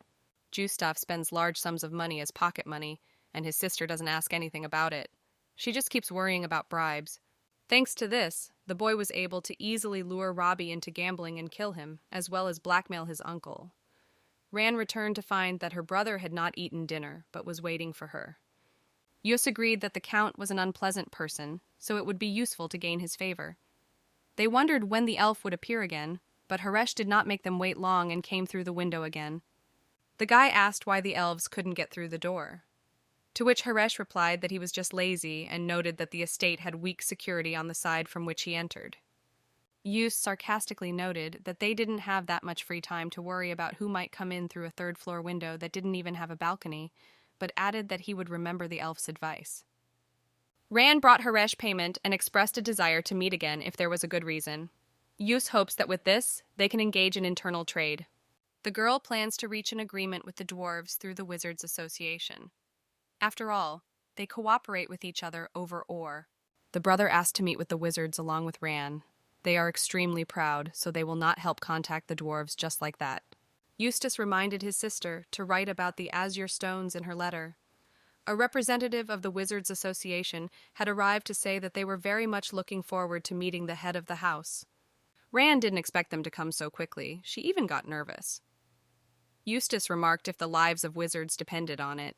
The guy turned his sister into a blue flame because he thought she might be attacked. Eustace kissed Ran's hand, making the girl realize that he was such a hero that he made people tremble. The contract they would make with the wizards was very important. Most of them are quite old, which might make them reject any offers from a young girl like Ran. However, she feels she has become braver. Appearance is also important. There is no need to give another reason to underestimate a girl. Ran was surprised by her brother's outfit. Eustace assured her that he was just a security guard today. Ran felt embarrassed that she had dressed up too much. However, Eustace did not think that his sister had always been so beautiful. He added that usually when people give compliments, they have no ulterior motives. Ran wanted a secret meeting, but she didn't expect the wizards to choose a forested area. The association used magic to prevent ordinary people from seeing the place. The wizards only wanted to meet with the leader. However, Ron persuaded them to let Eustace go with her. They walked along the forest path for some time and finally reached the association. The regent remarked that Ran was not that simple, and that the knight behind her, meaning Eustace, was getting on her nerves. Ran noted that she would not ask for the impossible, as long as the association was not going to become an enemy of Lazio. The girl asked for help in contacting the dwarves, and then they would figure it out on their own. In return, Latia would sell the stones to the associations cheaper, and the wizards would keep the secret of the colored crystals. The regent was very worried about Eustace, so he asked if he was one of the knights of Lazio, to which Ran replied that he was her younger brother. The man realized that he was the next head of Lazio. The leader of the knights was glad that Ran and Eustace had returned safe and sound. The girl mentally decided that she could replace all the knights' weapons and armor with new ones. Ran was sure that during the negotiations, the wizards would threaten magic, or at least raise their voices against it. Although the association looked too emotional, it quickly gathered its thoughts. The girl still thought that the wizards were balanced people, or they were frightened by Eustace's energy. Her brother asked if Ron expected something like this. Then why did she want to go alone, leaving all the knights behind? The head of the house could have insisted, but she didn't want to start the negotiations in a bad mood. She assumed that the deal wouldn't be signed in one go, so there was no need to be too greedy. Eustace smiled when Ran said that everything went well because he was there. The boy has been smiling a lot lately because his sister makes him laugh. When Ran looks at the snow-covered estate in the middle of December, it seems truly majestic. In the future, she wants to create a snowplow and try melting the snow with warm smoke. Winter in Lazio is fierce, but despite the incredible cold, it is very warm here thanks to a magical object created by Franca using ice crystal, the Warm Warmer. Ran is sure that this thing, which gets its name from heat, will become indispensable. They created several similar items, giving some to Yusu, and sending the rest to the Imperial families with letters. In a social circle, the best advertising is a personal presentation of the product, not empty chatter. Before that, you need to carefully monitor the door and hold a New Year's party in Lazio. The winter clothes are too heavy, but Ran hopes she can ride the horse up. Eustace remarks that even if she falls, she won't be hurt. It's time to climb to the door. Ibria was a great sage, had black hair and black eyes. She was called a cold beauty, but she was also said to be an ordinary person. When Ran, reading the novel, imagined her as a true beauty, she couldn't believe that she was truly incredible. After all, thanks to her magic, she had frozen an entire mountain range. There is even a painting of Iberia on the estate. Climbing the mountain on horseback is real hard labor. Ran reached the door, which has no cracks or patterns, except for the symbol of Lazio. These simple actions are a New Year's ceremony that the family must perform annually. Although Ran is currently doing it, it will be done by Eustace later. The brother suggested that the girl ride down the mountain together on the same horse. Ran noticed that Eustace had become taller again. The boy noticed that he was growing so fast that his muscles even ached. Ran stroked Eustace's hair, saying it was sisterly love. But the boy replied that there was no need for that. The girl continued to get her brother, and suddenly the horse kicked. Ran was scared and clung to Eustace, after which he laughed out loud. The guy asked why disheveling one's hair was a sign of love. Ran noted that it was a way to express sympathy. The girl wondered if his mother had done this to him, and then she suddenly realized that she had little information about Eustace's mother. Her brother said she was very proud in a good way and a bad way. She didn't like the weather here because of her illness. Ran's mother hated winter too. Eustace added that the difficulty was something else. When his mother was dying, his father proposed to another woman, and she found out about it. Ran realized that the Duke was actually a bad person. But if you think about it, the boy's mother stroked his head when he was a child. Although she tried to raise him with love, she ended up being kicked out. For some reason, it seemed to Eustace that he was doing just that he was revealing his soul too easily. Finally, they arrived at the estate. Ran ordered the knight to drive the horses and come to the New Year's party. The Lazio had given away all the principal and interest on the debts, and it was expected that the creditors would be curious as to where they got all that money. They even wanted to cooperate, but Ran wouldn't allow that. The girl drinks alcohol too quickly and feels intoxicated, so Eustace brings her a glass of water. Ran notices that her brother is wearing his academy uniform. He points out that he has nothing else. But when his sister suggested that he make one, the boy refused. saying that now was not the best time for it. Ran added that she had the opportunity to buy her brother one suit. Eustace also noticed that Ran's dress was too short. The girl noted that her mother was shorter. She didn't need to buy new dresses, as there were already so many of them. My mother ordered one for herself every year, along with her jewelry. This luxury was a kind of payment for the fact that, living so far away, she could not attend the New Year's celebrations at the Imperial court. Eustace decided to ask his sister to dance and told her not to worry if she couldn't dance because he knew how. During the dance, Ran stepped on her brother's foot. The guy noticed that she really couldn't dance and asked what they were going to do when he went to the capital. Eustace said that he didn't want Lazio to have any shortcomings. Eustace loves Lazio very much, even though it is very cold and the land is barren. But if it is taken away from him, he will have nothing left. Ran sarcastically assured him that he will have his beauty. Eustace's mother kept telling him that Lazio was his and that no one would take her away from him, as if these words were supposed to be the only revenge on her cold husband. She made her son cold too. He was not supposed to laugh out loud, cry, run around, or express emotions, but instead show his majesty as the head of Lazio. Blaine invited Ran to dance, even though he saw how bad she was at it. The man noted that Ross was acting rashly, because a knight cannot act according to his heart. Ran agreed, but Ross had served Eustace since childhood, and they had become very attached to each other. And it was not good for a leader to show his feelings to a subordinate. The head went out onto the cool balcony to refresh his thoughts. Snow was falling from different directions. It reflected the moonlight, shining beautifully and shimmering like a queen's dress.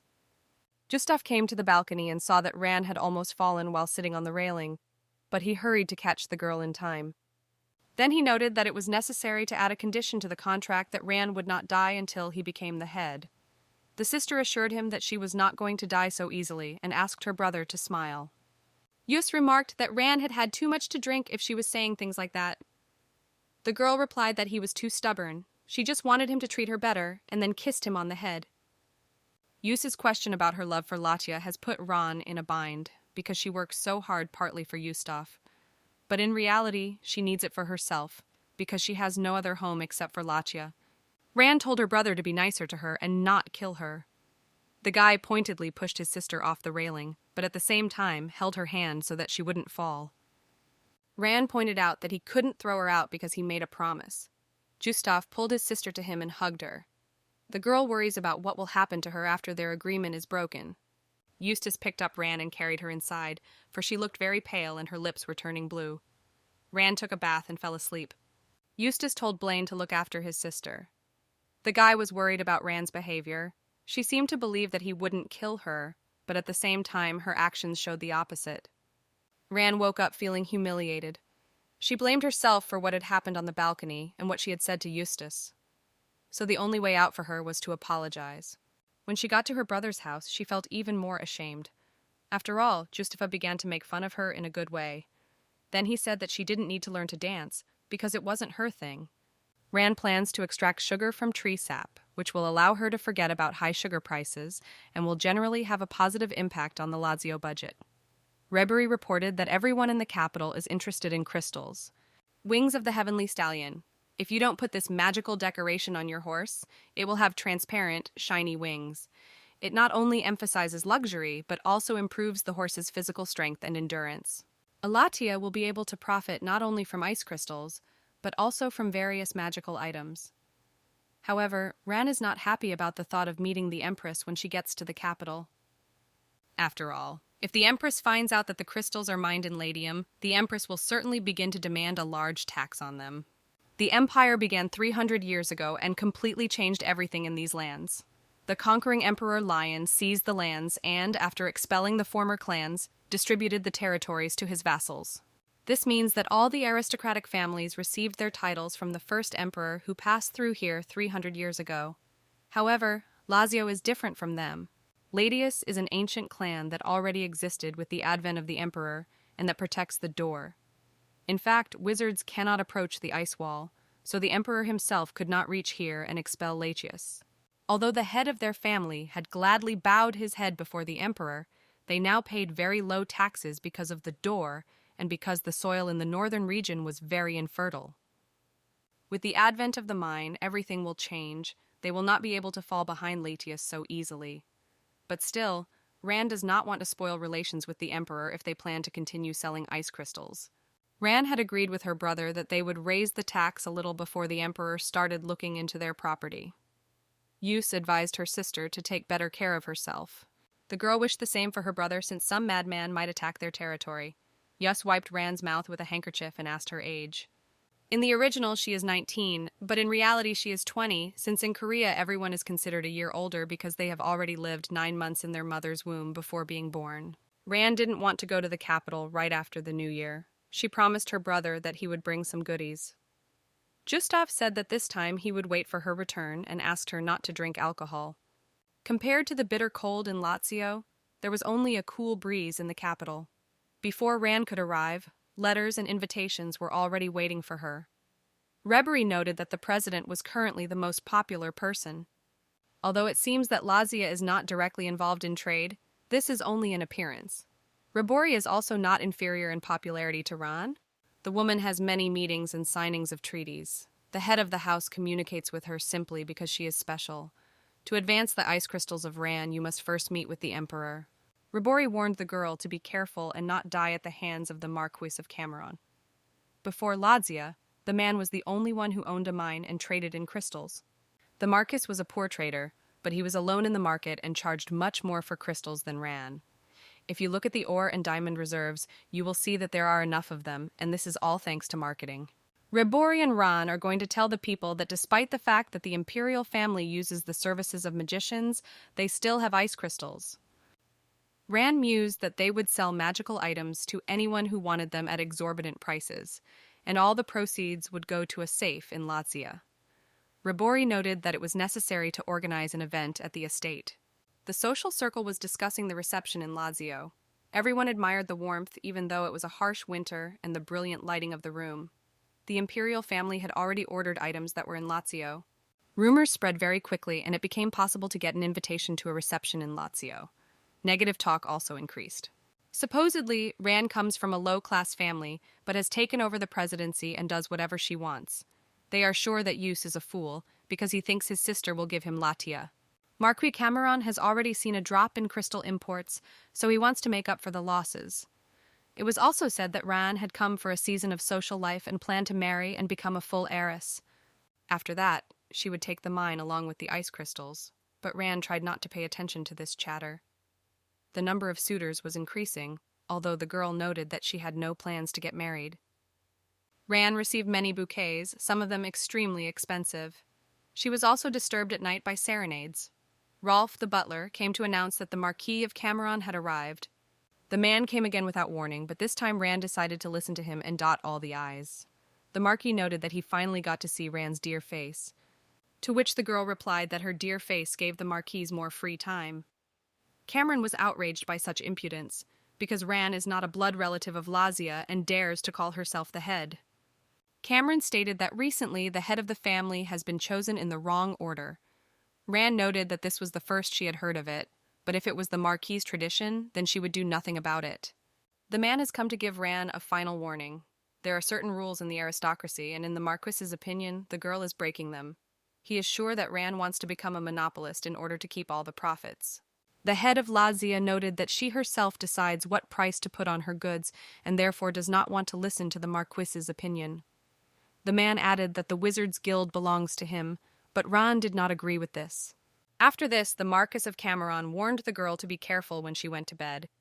The man was so angry that before leaving, he bumped into the maid and overturned her tray. The Marquis will probably send a hired killer to Ran now. The head of security advised the girl to appear less at events, but she has no choice, because this is how she draws attention to Lazio. Ran feared that the Marquis would now want to attack their lands. However, Blaine assured him that he would not be able to do so in the winter, and that he would need the Emperor's permission to do so. Rebery came with a dressmaker to sew a new dress for Lazio's head. After all, many people noticed that Ran was showing off in outfits from last year's seasons. Mrs. Nuwaz promised to give a discount and make all the girls' wishes come true. Ran arrived in a new dress to meet the Empress, where she learned that the Crown Princess would be their company. A few hours before the tea party, Crown Princess Olivia visited the Empress. She had heard of Ran's presence and wanted to see her. The Empress happily invited Olivia to join them. Empress Catherine was troubled by her son, the hereditary prince. He was famous for his dissolute life, so Catherine hastily married him to the Duchess. However, the prince already had two illegitimate children. Olivia wanted to personally see what Ran was like. After all, her husband, the crown prince, admired the beauty of Lazia's head and was sure that the girl was much better in bed than his wife. Ran didn't want to see the crown princess, let alone be enemies with her. After all, in the original, Olivia poisoned her husband and fell in love with Eustace. If this happens, it will be the beginning of their failures. The aristocrats discussed Olivia's insight, but Catherine doubted it because she hoped that the crown princess would succeed her son. 3 years passed, and they still had no child. Olivia was late for tea, but the Empress paid no attention to it and immediately introduced her to the head of Lazio. The crown princess pointed out to the guests that there was no need for formality. The aristocracy feared that Ribora could not be trusted, as she was half-elf. Ran assured them that she would vouch for the head of the Golden Rose. Pure-blood elves themselves have a disdain for half-elves. Olivia reacted condescendingly to this, leading Ran to believe that the crown princess was trying to pick on her. The head of Lazio hopes that they will be able to communicate with the elves someday, although they have already begun to trade with them. The wife of Duke Usla recently recalled the threat of Marquis Cameron. Ran assured her not to worry, as they had a small misunderstanding. The girl noticed that the woman was trying to warn her not to go to the Marquis, as the Imperial family was behind him. Behind Lazio stands the Emperor, and Ran thinks about it every time she sees the Green Arch. After all, Lazio's estate, located in the capital, is the Green Arch, because it glows with emerald light thanks to crystals. Ran looked tired and wanted to get home as soon as possible, as she missed Eustace very much. Suddenly, the girl met the crown prince, who wanted to talk to Ran alone. The head of Lazio knew about the man's debauched reputation and did not want to have anything to do with him.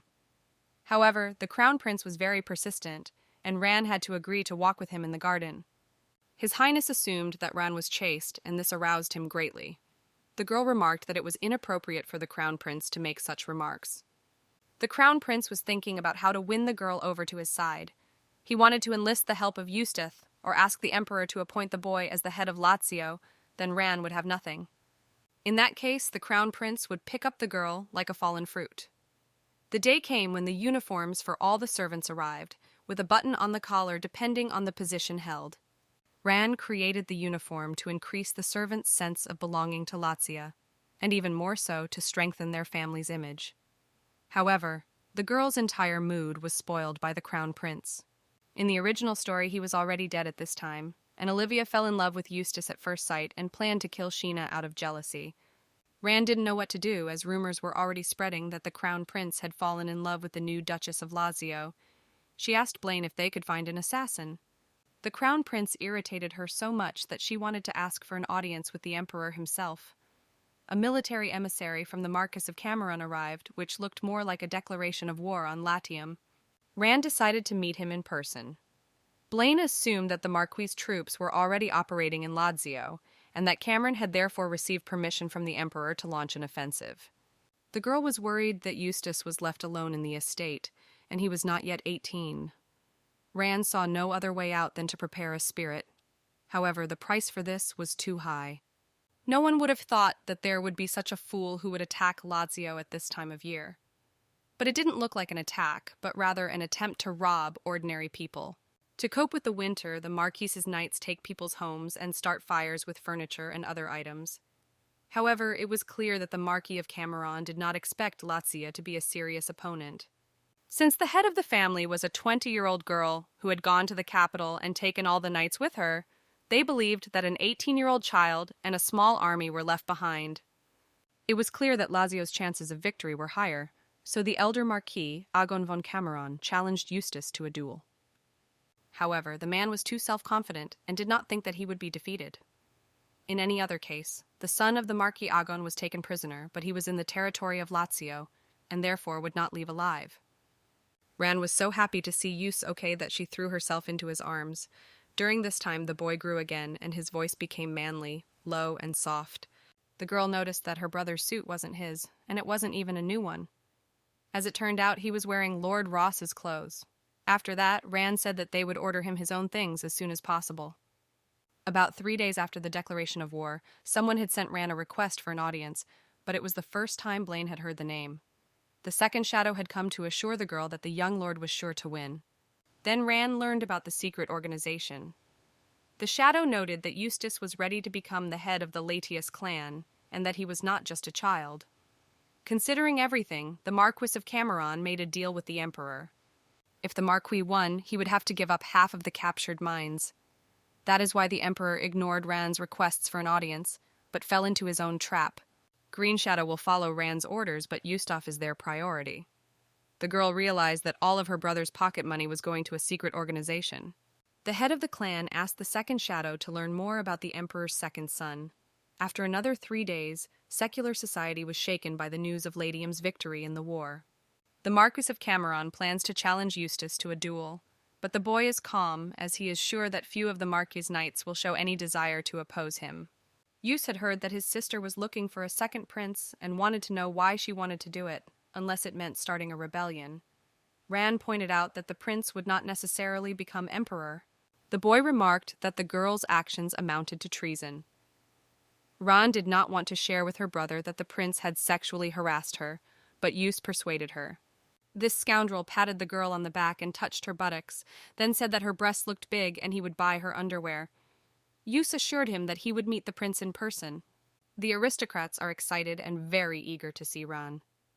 After all, the talk of the bravery of Eustace and the knights has spread as much as if they had caught a dragon. In any case, they need to resolve the issue with Marquis Cameron. Eustace stated that Ran should not hide it, and if asked, to say directly that he personally killed the Marquis's son. The brother said that if Ran started talking about the Green Shadow, he wouldn't even listen. Eustace had learned about the sap of the snow-white tree and had brought a sample of sugar. Now they could eat it to their heart's content.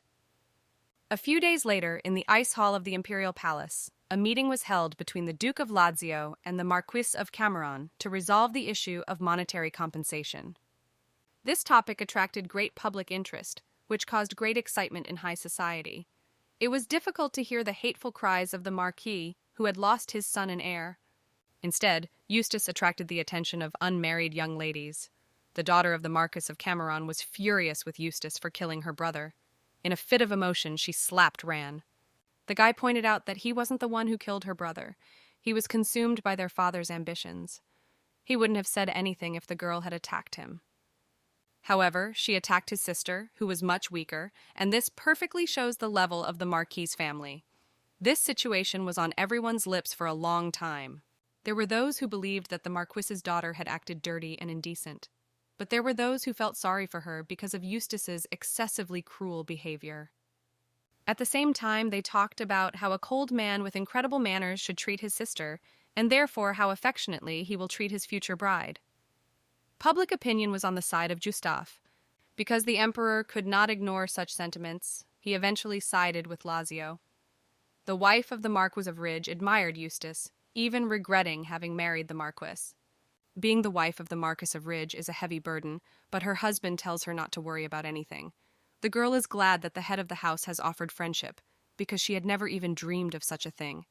Ridge was curious about the ice wall, and whether there were really monsters and doors there. She really wanted to see the heavenly estate that legends say about it, and asked Ran to invite her back one day. The girl was also worried about the situation with the crown prince. Ridge couldn't understand why His Highness didn't set his sights on someone he liked. Ran continued to refuse, and Olivia's gaze became even sharper. The president of Lazio plans to discuss this with the emperor, but Ridge recommends that they beware of the crown princess in any case. The Marquis's wife has also invited Ran to their family picnic. Eustace learned that the crown princess continues to protect herself even after the wedding. The easiest way for a princess to seize power is to give birth to a son, the eldest heir to the throne. But if Olivia continues to be cautious despite this, it's more likely that she's thinking about something else. The only thing Eustace can be sure of is that the princess doesn't have positive feelings for the prince. The crown prince visited Eustace, but as he noted, he came today as an ordinary person. His Highness assured that he was on the side of the true head of the family. After all, Ran is now much more famous than Eustace, and the guy should think about taking his rightful place. Eustace noticed that the crown prince doesn't follow his friend as much as he does his stupidity. The crown prince offered the boy his help in getting rid of his sister. After all, she would not be able to remain in her position as head if she became pregnant. Eustace can't imagine Ron obediently following His Highness's wishes. That's why he's considered a scumbag. The Crown Prince suggests Eustace go to a bar, because the boy should be a man by now. Ran learned that the Crown Prince had come to visit her brother, but Eustace assured her that there was nothing to worry about. The guy suggested that his sister return to Lazio. She plans to stay in the capital until the end of the high life season, and wanted Eustace to stay with her too. Her brother invited Ran to his office to discuss information about the second prince. Eustace reasoned that Ran shouldn't trust anyone, especially those who say they love you, because the girl could become like him. The guy asked Ran what she would do if he cheated on her. The girl replied that she would be very hurt, and Eustace would meet the same Ran who would return from hell. The head of the clan said that if his brother decided to do something like that, he should warn her in advance. After all, they had already discussed that she did not plan to get in his way. There is no second prince who would want to stand out when there is a crown prince. Eustace asked his sister if she had met the crown princess and what she was like. Ran noted that Olivia scares her and constantly nags her, but that's because her husband molested her. In any case, the girl doesn't want to be an enemy to the crown princess. Eustace noticed that his sister was too close to him and that she had already seen too much. Second Prince Ravel is 2 years younger than the crown prince. He turns 26 this year. There's nothing to get caught up in and cause a fuss about. In the original work, he also became emperor without any obstacles, and he didn't have any problems after that either. Ran accidentally set fire to a piece of paper with a candle, and in her panic she didn't throw it into the cabinet, but dropped it on the carpet. The cigarette butt left behind soot, which disappeared after a while with the help of a blue flame. Even without being able to use her full power, Ran could still be something like that, and that was enough to scare someone. She decided to meet the second prince. Ravel, upon seeing Ran, understood why his older brother continued to pursue her. The head of the clan sensed that she had a personal question for him. The second prince knows that his brother is interested in Ran, but he has Olivia. In this case, Ravel assumes that the head of the clan is considering him as a groom. However, Ran denied that even despite the agreement not to marry until she handed over the chairmanship to Eustace, she was not looking for a groom. Ravel noticed that the sugar had a completely different smell and taste. Ran noted that it was their personal development. The prince noted that the girl was trying too aggressively to increase Lazio's material wealth. To which Ran replied that the wealth of Lazio was the wealth of the empire. Ravel calmly informed the girl that he did not like noise and when it was used. Ran assured the second prince that it was just a friendly conversation without any political tricks. After that, Ravel calmed down and decided to enjoy the moment. Suddenly they noticed that there was someone in the bushes. After a while, Eustace appears. Ravel, due to his aura, confused him with a panther. Ravel invited Eustace to join them on their walk, but the boy refused. The second principal noted that it would be difficult for Ran to marry, since they were such an incredible younger brother. Although the Duchess of Lazio currently has great influence, if Eustace wants to secure stable power, he must first take her away and banish his sister. Ran doesn't plan to get married in any case. She will get rid of her status, create a new identity, and enjoy life. Since it was Eustace's birthday soon, her sister asked him what gift he wanted. However, the boy simply ignored the question. Today is the last day of the season, so Ran was preparing to attend another event. She could have enjoyed the dresses and makeup, but that prospect didn't appeal to her right now. The Duchess of Lazio became a flower of the ice wall. The older brother of the crown princess and the head of the Miro family, Duan, approached her to get acquainted. He noted that their influence was known even in their lands. Ran awkwardly replied that their fame would not compare to the white-silver Miro. Duan laughed, saying that he had traded the white-silver mines for the crystal mines. The first reason they were called white-silver Miro was because all members of the family had incredibly pure silver hair, and the second was because of the mines containing white silver. The Miro have had close ties to the Imperial family since ancient times, which explains why Olivia was chosen as the crown prince's wife. This family is very powerful in political circles. Also, thanks to the mine, they have a solid capital, and Ran would be glad not to have to deal with them. Although he avoids imperial measures, rumors of Ran's presence have attracted him. But he is not here to court, but because the crown princess is his younger sister. Ran only smiled silently, because she doesn't need such a scumbag as the crown prince. His Highness did not hesitate and approached Duan and Ran. he noticed that the girl had become even more beautiful. He wondered what her face would be like when he conquered Ran in bed. The crown prince invited the head of Lazio to dance, which angered Duan, who had not even danced with his sister first. The crown prince declared that everyone had long known that he was in love with the Duchess of Lazio. Ran panicked, as everyone was looking at them, even Her Highness, so she decided to pretend to faint. Blaine rushed to her aid in time and pulled her head out of the way. It seemed that Duke Miro was concerned about his sister, or that his family's reputation was important to him. In either case, the crown prince had crossed that line right in front of Duan. Now Ran wondered what the next step would be for the crown princess, the Miro family, or the Imperial family itself. And she hoped that it would not directly affect her in any way. The girl shared all the information with her brother. He agreed that the crown prince was causing a lot of problems, and also said that a letter had arrived from the Illuminati count, which meant that he had probably found Rumia. The count wrote that Lulu was better, and that he had managed to find Ran the tea leaf she wanted. Yus mentioned that they had a picnic with the Marquis Kirkis's family soon, so Ran should rest. The brother assumed that Ran had never been able to dance, so he invited her to dance. As a musical accompaniment, he brought out a box. The sister was once again convinced with her whole body that Eustace had changed. The boy noticed that Ran was too distracted and had already stepped on his feet several times. He was different from the Eustace who was at the New Year's party. This time he was holding his sister by the waist. Her brother noticed that Ran had a lock of hair sticking out and suggested that she let it down completely. The girl was very tired, but happy, because it seemed as if Eustace was calming her down. Ran wrote a letter in response to the count, asking him to buy off the tea leaf so that it wouldn't be worth it. After all, if she freed Rumia on her own, it would be too suspicious.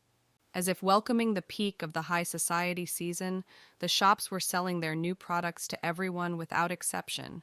Many aristocratic women gathered here, but Ran was not interested in that, but in the park in honor of the first empress.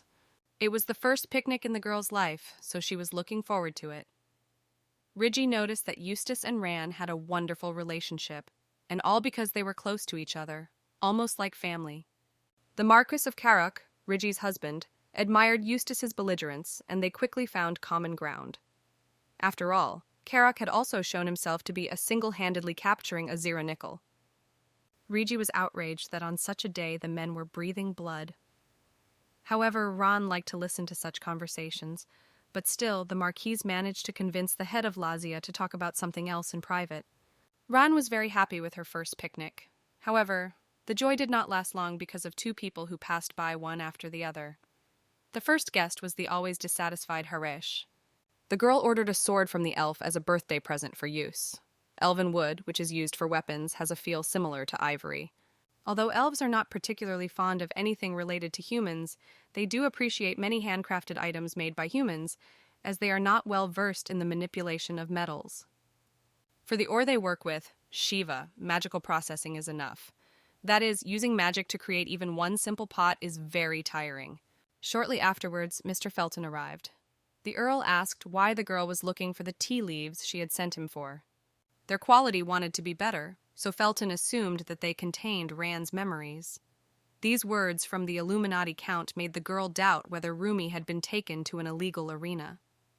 The man noted that they are an illegal trade, so it will be difficult to get them because tea leaves are used and they earn large amounts of money from it. Count Illuminate also added that in addition to the leaves, there is also a flower. The leaf is Rumi's second main male character, the flower is his younger sister. One of the reasons why Rumia was constantly taken to illegal places and beaten was his younger sister. To save the boy, it is necessary to first save her, his only blood relative. The weak and very small sister was taken hostage, and Rumia could not get out of there and only continued to be at the very bottom. The sister died due to insufficient care, and his master hid everything from the boy and continued to send him to more brutal battles. When Rumia found out about everything, he killed the master and fled from there. That's why the boy's sister is also important now. Felton added that the tea leaf sellers wanted to meet the buyer, probably to make it their weakness.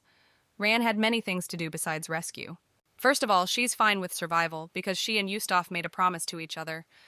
But she'll think about the rest, that is, the crown prince, the Miro family, and the trade between elves and dwarves later. Ran plans to prepare herself with another personality and believes that Rebbery will help her because the half-elf can be trusted. The Crown Prince and Duke Miro are two of one problem. The girl cannot understand why the prince is so interested in her. Now she is constantly attracting attention in secular society. Ran thought about talking to the emperor about it. Lazia's head was so tired from these problems that she began to feel nauseous. Eustace offered to help, and from the surprise that Ran was not alone, she spilled tea on herself. It turns out that the boy had been standing there for a long time and his sister simply didn't notice. Eustace advised her to throw away her mother's dress because it would definitely leave stains on it. Ran was surprised that her brother had guessed that it was her mother's dress again, although this time she was sure that she had hemmed it inconspicuously. Eustace admitted that it was not her color because softer ones would suit her. The brother asked what Ran had been talking about with the count. The girl assured him that she had not planned any strange things in secret from him. Eustace and Ran are not related, but they threaten each other's position. Thus, if the girl is inconvenient for him, he can easily get rid of her. The boy assured him that he would not ask his sister about the conversation with the count if it was personal. However, he learned from the Green Shadow that the Illuminati were looking for a person at slave auctions. Eustace couldn't understand why his sister was looking for someone she didn't even want to tell him about. He missed that Ran had been connected to this person in the past. The boy told Shadow that there was no need to be careful, but instead to put a guard around his sister. Later, Eustace met Ran, who was walking alone in the garden late at night. Eustace couldn't sleep, so he went out to swing his sword a little. Ran enthusiastically noted that she too would like to learn how to defend herself with a sword. The brother asked why his sister was still awake and why she was barefoot. Ran said that she was troubled by various thoughts and that she liked to walk barefoot on grass, stones, and earth. After that, Eustace lifted her into his arms. Blaine was very embarrassed when he saw this. He was going to the head of the house to resolve a personal matter. However, Eustace ordered the head of the knights to bring his sister slippers. Ran was also very surprised that Blaine had forgotten it here and assumed that he had a date with one of the maids. Eustace asked his sister if she had a date planned here and then hugged her. The boy decided to give Ran her first lesson in swordsmanship, but before that, he put slippers on his sister's feet and told her never to leave the estate barefoot again. Ran was surprised by the boy's behavior as he had never treated her like a sister before, but she continued to watch Eustace, who was skillful with a sword. Duke Miro was furious at the Crown Prince's behavior. He regretted that they had to marry their sister to this idiot, but now Olivia was Crown Princess and would soon be queen. The girl understood why her husband had his eye on Duchess Lazio, but she wasn't someone he could handle. Duan was annoyed that Ran had suddenly emerged from nowhere to become Duchess. And in general, the fact that Latium did not receive its title from the first emperor, they were simply a random stone thrown in. Duan even gets angry that he has to receive the same treatment. Although Ran is currently the temporary head of the house, if her brother assumes the rights, she will lose all power. Then she will become the prince's plaything, and then she will be thrown out altogether. Duan assured his sister not to worry about Ran. Olivia initially said she was even jealous of her, but then took her words back because she had her own way. The Crown Prince showered Ran with invitations, but she understood that it was better for them not to see each other. Although they received the money, the girl promised Eustace that she would stay here until the end of the high life season. Ran asked Ribori to make her another ID. It could even be a middle-class one. Ribori mentioned that she liked the girl, so she should consider it a friendly gesture. With their contract coming to an end soon, Ribori admitted that it was worth giving them even 10 times what she had given her before. She even wants to extend the contract. They plan to raise the price of the crystals, in exchange for which Ribori will give a deposit of 10 million barats. This means that the deal has paid off. Ran assured that they did not need such an amount, instead offering to reduce the commission on transactions between Lazio and the Golden Rose by 10%. Ribori suggested that Ran join their trading organization after she ceased to be the head of the house.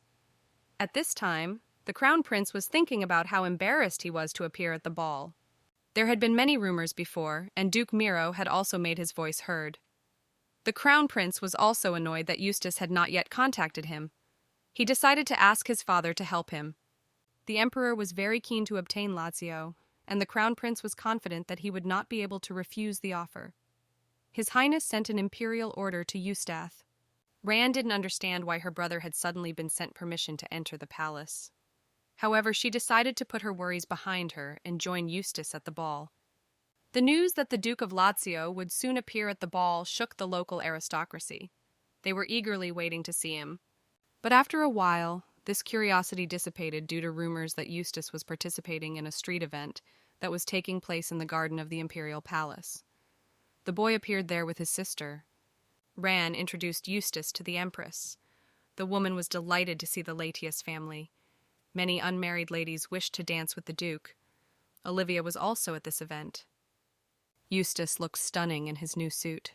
He was a promising groom, and Ran was worried that Olivia might fall in love with him at the ball.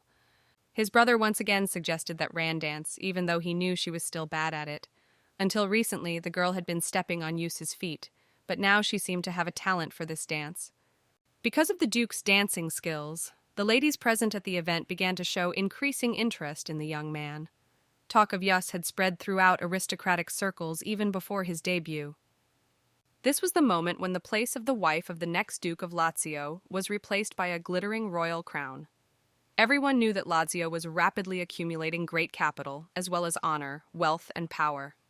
At this rate, Eus would soon be taken away, so Ran asked her brother to wait for the companion destined for him. The boy assured his sister that he would figure it out himself, as long as he had no thoughts of marriage. Ran just wants Eus to be happy with Sheena. Regi was happy to see her friend. She's alone today because the Marquis was too lazy to keep her company. The ladies kept their eyes on Eustace, even surrounding him on all sides. Ran wanted to run away for a drink before it got even noisier. The girl was surprised when she saw the prince's friend. Ravel knew that Ran would be at the event. They even wanted to take away his invitation, so he was forced to appear here. The prince noted that it was impossible for a subordinate to rely on the power of his master. Ran agreed, if it was a personal matter. But if you leave a person to such fun, how can you have fun at all? That's why the girl changed her uniform for servants. Moreover, these clothes are of the highest quality, indicating Lazia's great wealth. Olivia was surprised to see that the second prince and Ran were on good terms. Ran mentioned that they had met once in the garden of the Green Arch. The second prince expressed a desire to see that garden. After looking at the books, he wanted to see the plants in person. Olivia noted that Eustace was popular. She also suggested that Ran was thrilled to realize what a purebred brother she had. Ran replied that the second prince had said that it would be difficult for her to get married. After that, Ravel invited the head of the house to dance. The girl warned him that she was not a good dancer. Ravel wondered if Ran was always this bad at dancing, if she just wanted to, or if his legs were finally giving out. The girl was extremely embarrassed, and we warned her that she couldn't dance. Suddenly, Ran noticed Olivia with Eustace. She was worried that the crown princess had already started to fall in love with her brother. Revel suggested that the girl go for a walk. However, her mind was only occupied with thoughts of Olivia and how to stop her. It was unable to change the main course of events from the original. The second prince noticed changes in Ran's behavior. He had missed that the girl liked Eustace, but it wasn't worth losing concentration like that. Ran thanked the prince for pulling her out of her thoughts. Reval noticed that there was nothing to see in this part of the garden, but for the lovers, everything was different. The man noticed that Ran did not believe that she could be one of the lovers. It seemed to him that the girl looked too much like a spectator, and he was convinced that the moment would never come for her when she would be able to go on stage. Reval suggested that the head of the house return alone, as people might misunderstand something. Before leaving, the prince noted that Eustace's invitation was his idea. Ran assumed that the crown prince was doing this or to incite internal conflict in Lazio. Suddenly, a person she hated appeared before the girl's eyes. The head of the house wanted to turn back to the west, but the crown prince grabbed her hand. The man assured the girl that if she started screaming, he would tell everyone that she planned to seduce him. Then, out of nowhere, Eustace appeared. He hit the crown prince, causing him to fall. This scuffle caused a stir and attracted the attention of those around him. The prince began to shout that Eustace was a traitor and attacked him. However, the boy, throwing his glove to the ground, challenged His Highness to a duel. Eustace apologized to the Empress for the chaos that had ensued, but he had to protect his sister's honor. Her Highness dismissed Lazia's family and asked her son not to cause a scene. Eustace noticed that his sister was in tears, and then he hugged her. He felt uncomfortable because he should have been taking better care of Ran. The girl assured her brother that everything was fine. Ran was worried about the duel because if Eustace injured the crown prince, it would affect crystal sales. But her brother was sure that it would be difficult for people to give up what made life easier. Eustace had indicated that a duel was not his original plan and that he would more likely use a substitute. Ran understood that the only way out for them was to cause a quarrel between his highness and his son.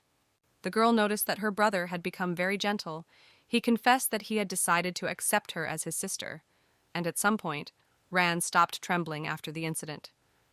Eustace saw that his sister had gone into the garden with the second prince, and it was a good thing he went to check on her when he noticed him return, and that scumbag was already there. In any case, by the end of the night, the world would know everything, so Eustace decided to tell his subordinates first before rumors spread.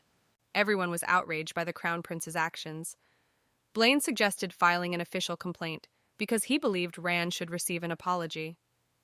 Eustace asked to wait for the decision with the duel.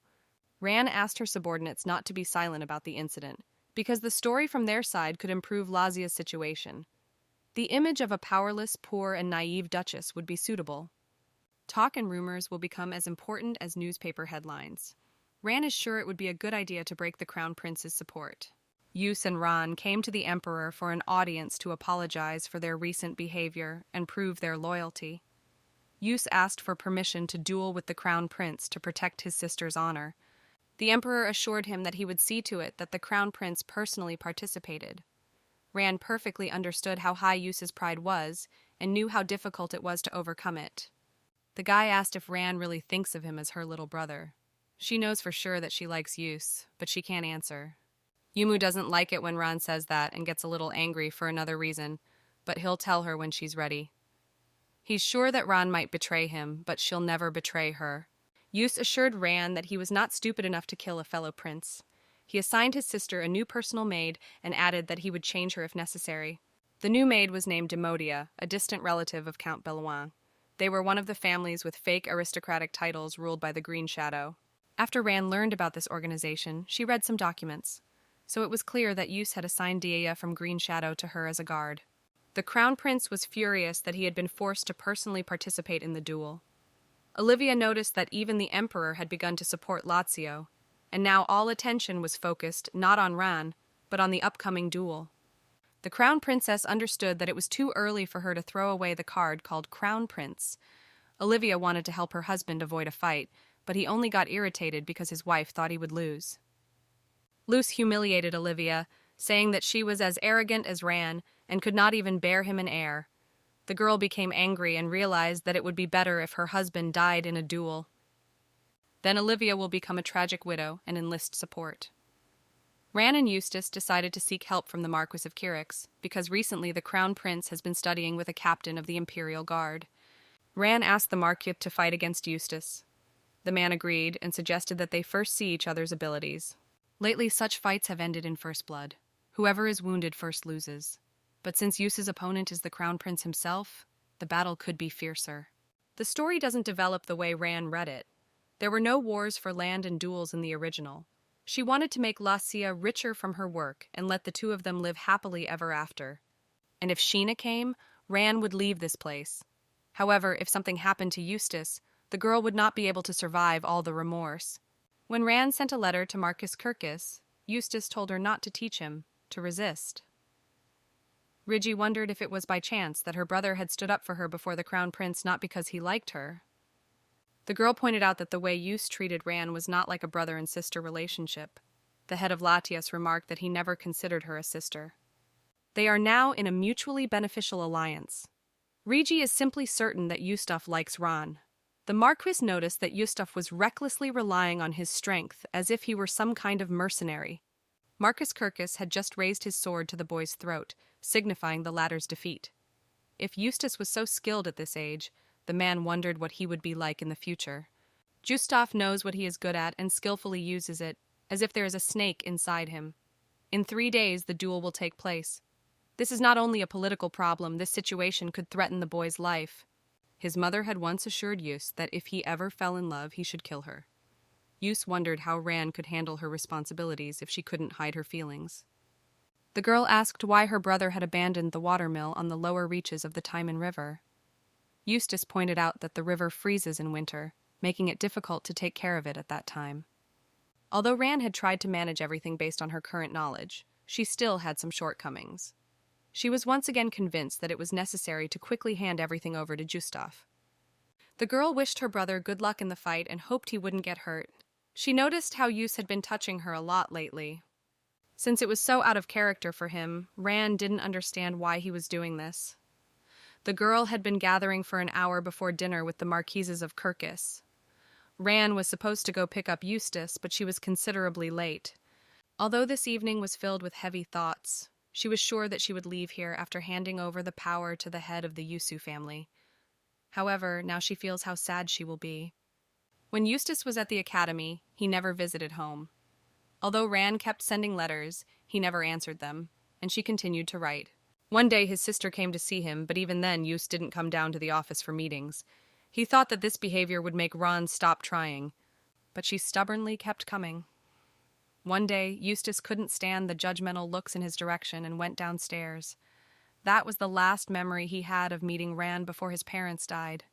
Giuseppe noticed that his sister had gone too far with the alcohol again.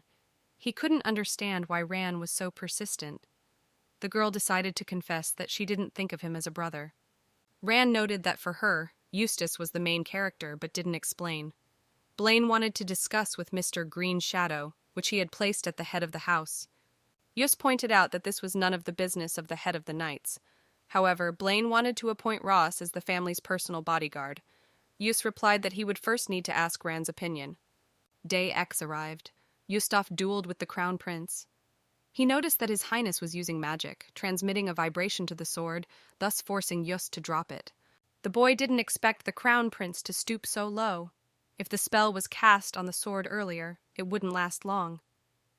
There was more than a minute left before Eustace could make a winning move.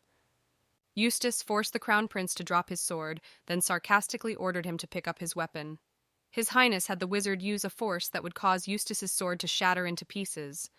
Then the Crown Prince seizes the opportunity and cuts off the boy's head. He is determined to get revenge for Eustace, humiliating him in front of everyone. In a fierce moment, when it seemed that Eustace had no chance, the boy realized in time that he had to act more cunningly. He kneed the Crown Prince in the head, after which he bled. Olivia was delighted with Eustace's determination and belligerence, even wanting to applaud him. Since she could not openly show her contempt for the Crown Prince, she had to call a doctor. The news of Eustace's victory spread quickly after he left the palace, and with it, the exact way he had won. Everyone thought it was a miracle that the Crown Prince had used magic. After the duel, Eustace came to the second prince with a proposal to use other people for his own purposes. The guy sees Ravel as the next emperor and plans to help him realize this. The man understands that this is a difficult choice, and that perhaps his older brother will take over someday since his father is still healthy. Moreover, his daughter-in-law is very prudent. Olivia seems like the perfect match for a member of the Imperial family. This means that Revel should marry someone like her. If he chooses this path, he can forget about dreaming of marrying the one he has feelings for. However, this is too romantic a dream for the Prince of the Empire. The weather in the capital had deteriorated, and if the downpour didn't stop, Lazio's family would have to postpone their return home. Dia suggested getting everything ready for tea in the garden until the rain let up. Knight Ross did not share the maid's enthusiasm. He considered drinking tea in the rain a frivolous decision.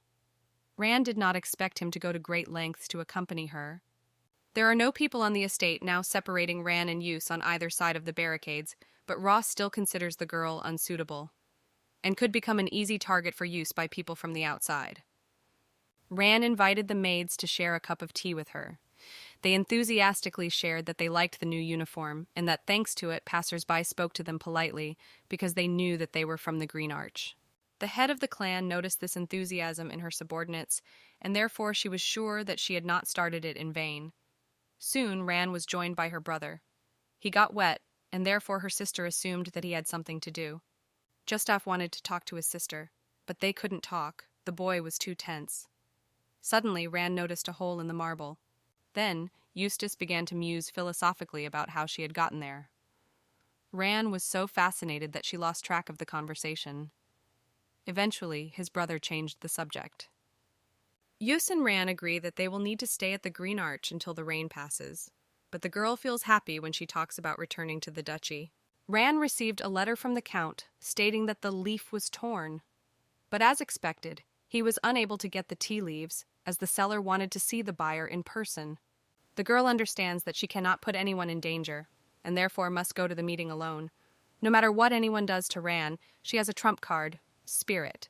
The head of the clan decided to enlist Dia's help, knowing that she was from the Green Shadow and would be useful. Ran understands that Eustace shouldn't know about this, especially since it's hard to explain. But if her brother finds out, he'll be upset. Judging from yesterday's conversation, Eustace has started to feel more comfortable with Ran. She feels as if she has been acknowledged by the main male Geogoi. Latia is truly dear to Eustace, and he won't leave anything that could get in his way.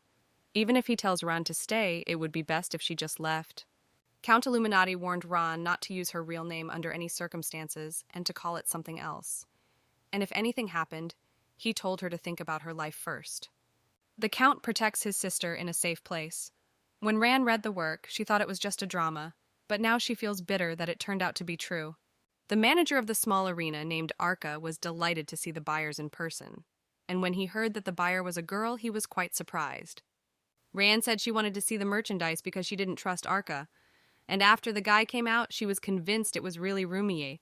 The seller noted that there is no deal without trust, and in such situations, one must be precise. Ran wondered what kind of trust existed between him and his slaves.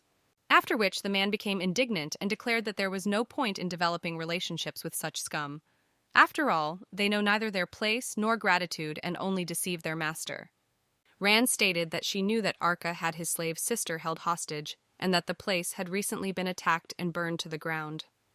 The man began to visibly get nervous, after which Ran added that the girl was now with her and that she needed medicine to save her from the illness. Rumia, upon hearing this, rushed to Arca and staged a real riot, which shocked Ran. Rumia approached the girl and frightened everyone present. Ran carefully watched Rumia's actions and was surprised when he knelt down and kissed her foot, calling her his mistress. Rumia said that he knew the secret exit and rushed to show it. When they were far behind the arch, Ran was lost in thought. She told the seller everything so that he would no longer have power over Rumia. The girl knew that even if Arca got angry, he wouldn't kill her right away. That way she would show him both the provocation and her capabilities, and she also wanted to buy Rumi at a good price. But Ran didn't expect the guy to kill everyone. She was worried that this incident would hurt Count Illuminati.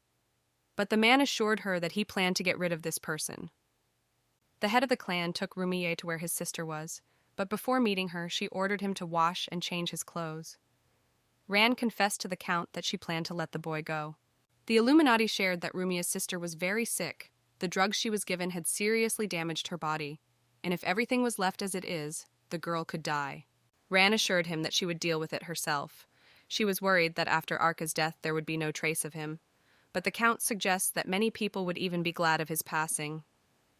Arc's subordinates may look for the culprit in the death of their leader, but before that, they will start fighting among themselves.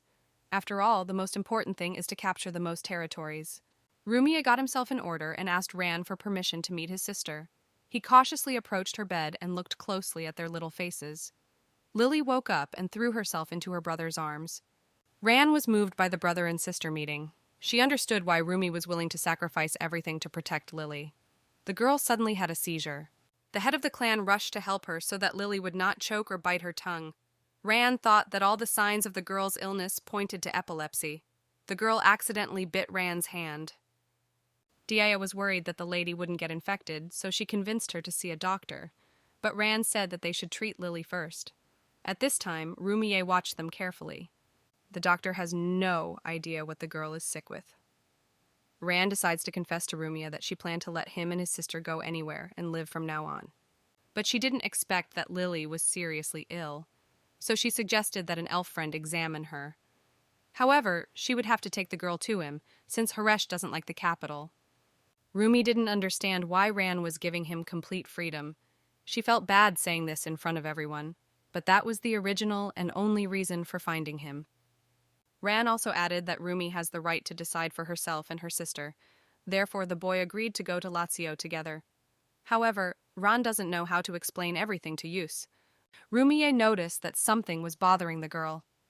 He threw himself at Ran's feet so that she wouldn't get angry with him. But the head of the clan assured the boy that the reason was not in him.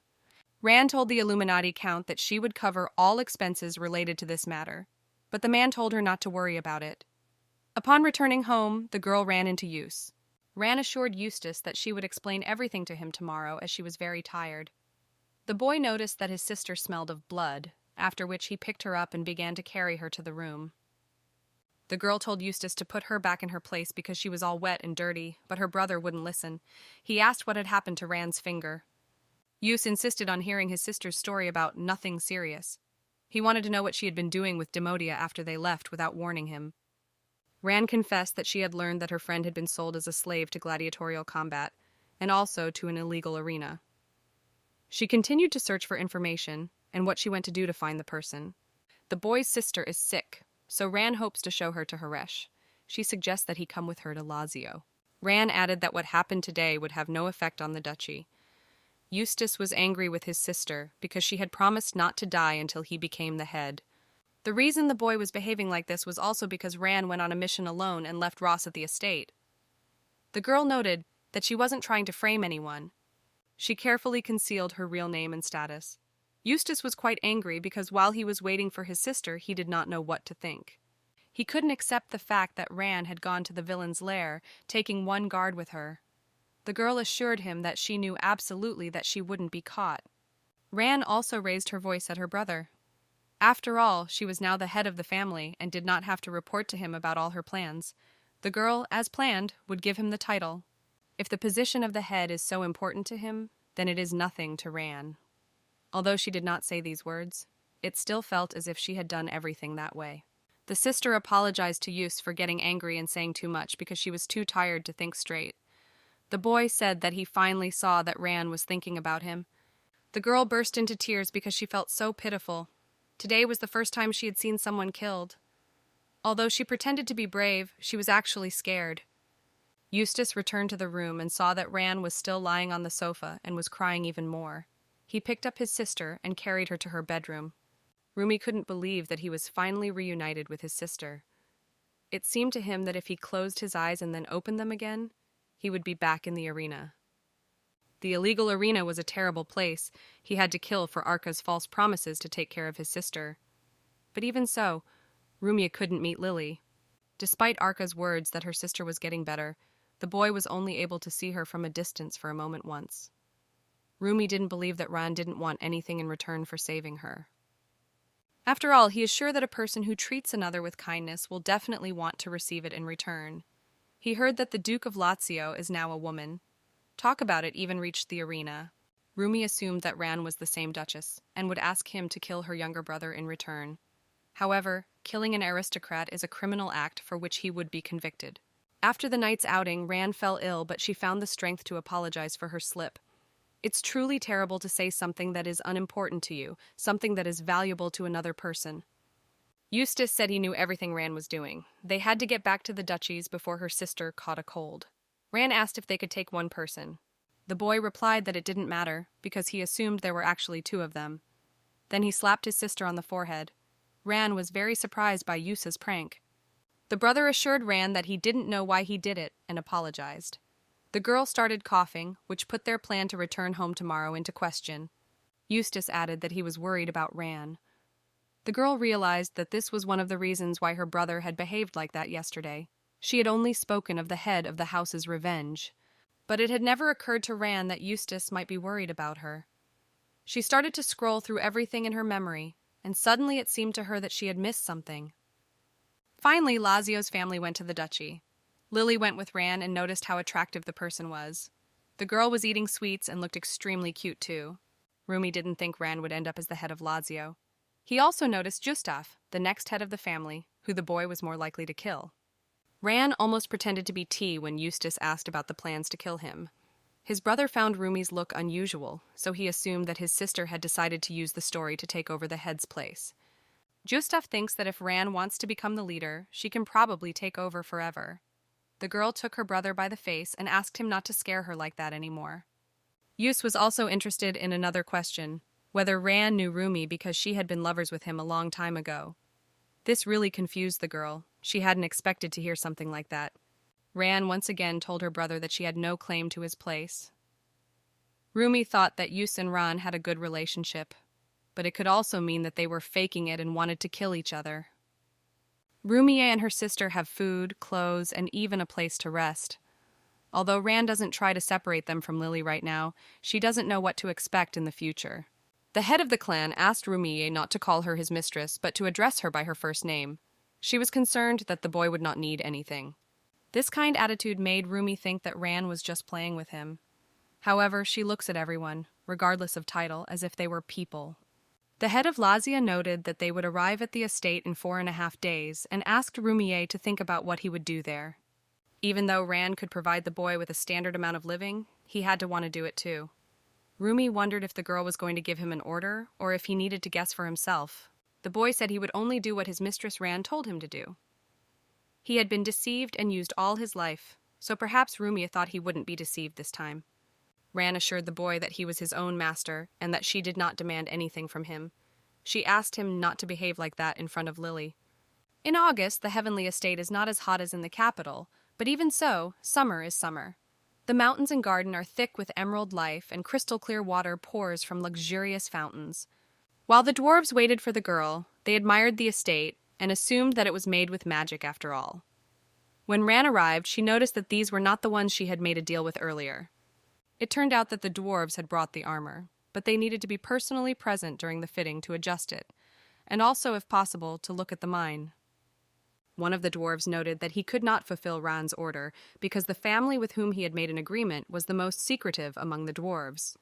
Because the craftsman desires a place to practice his craft, he seemed to be enjoying his first trade deal with a human in a long time.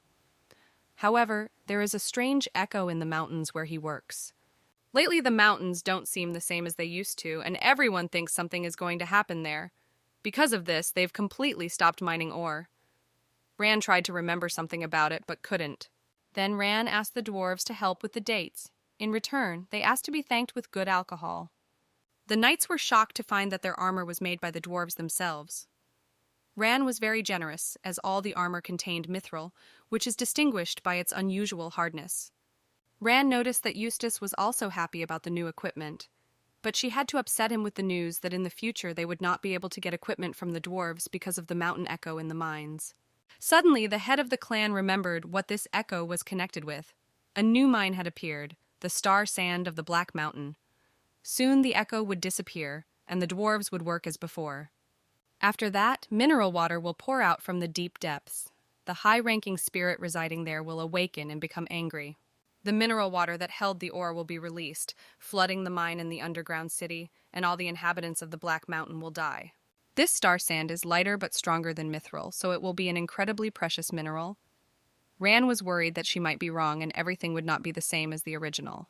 Eustace asked his sister what Rumia and Lily would do next. Ran shared that they were only at the estate for a short time, until she could find them a safe place in the village. The girl was lost in her thoughts again, until she remembered that she had forgotten to wish Eustace a happy birthday. She jumped up and ran to get the gift. The boy appreciated the sword that Ran had prepared for him.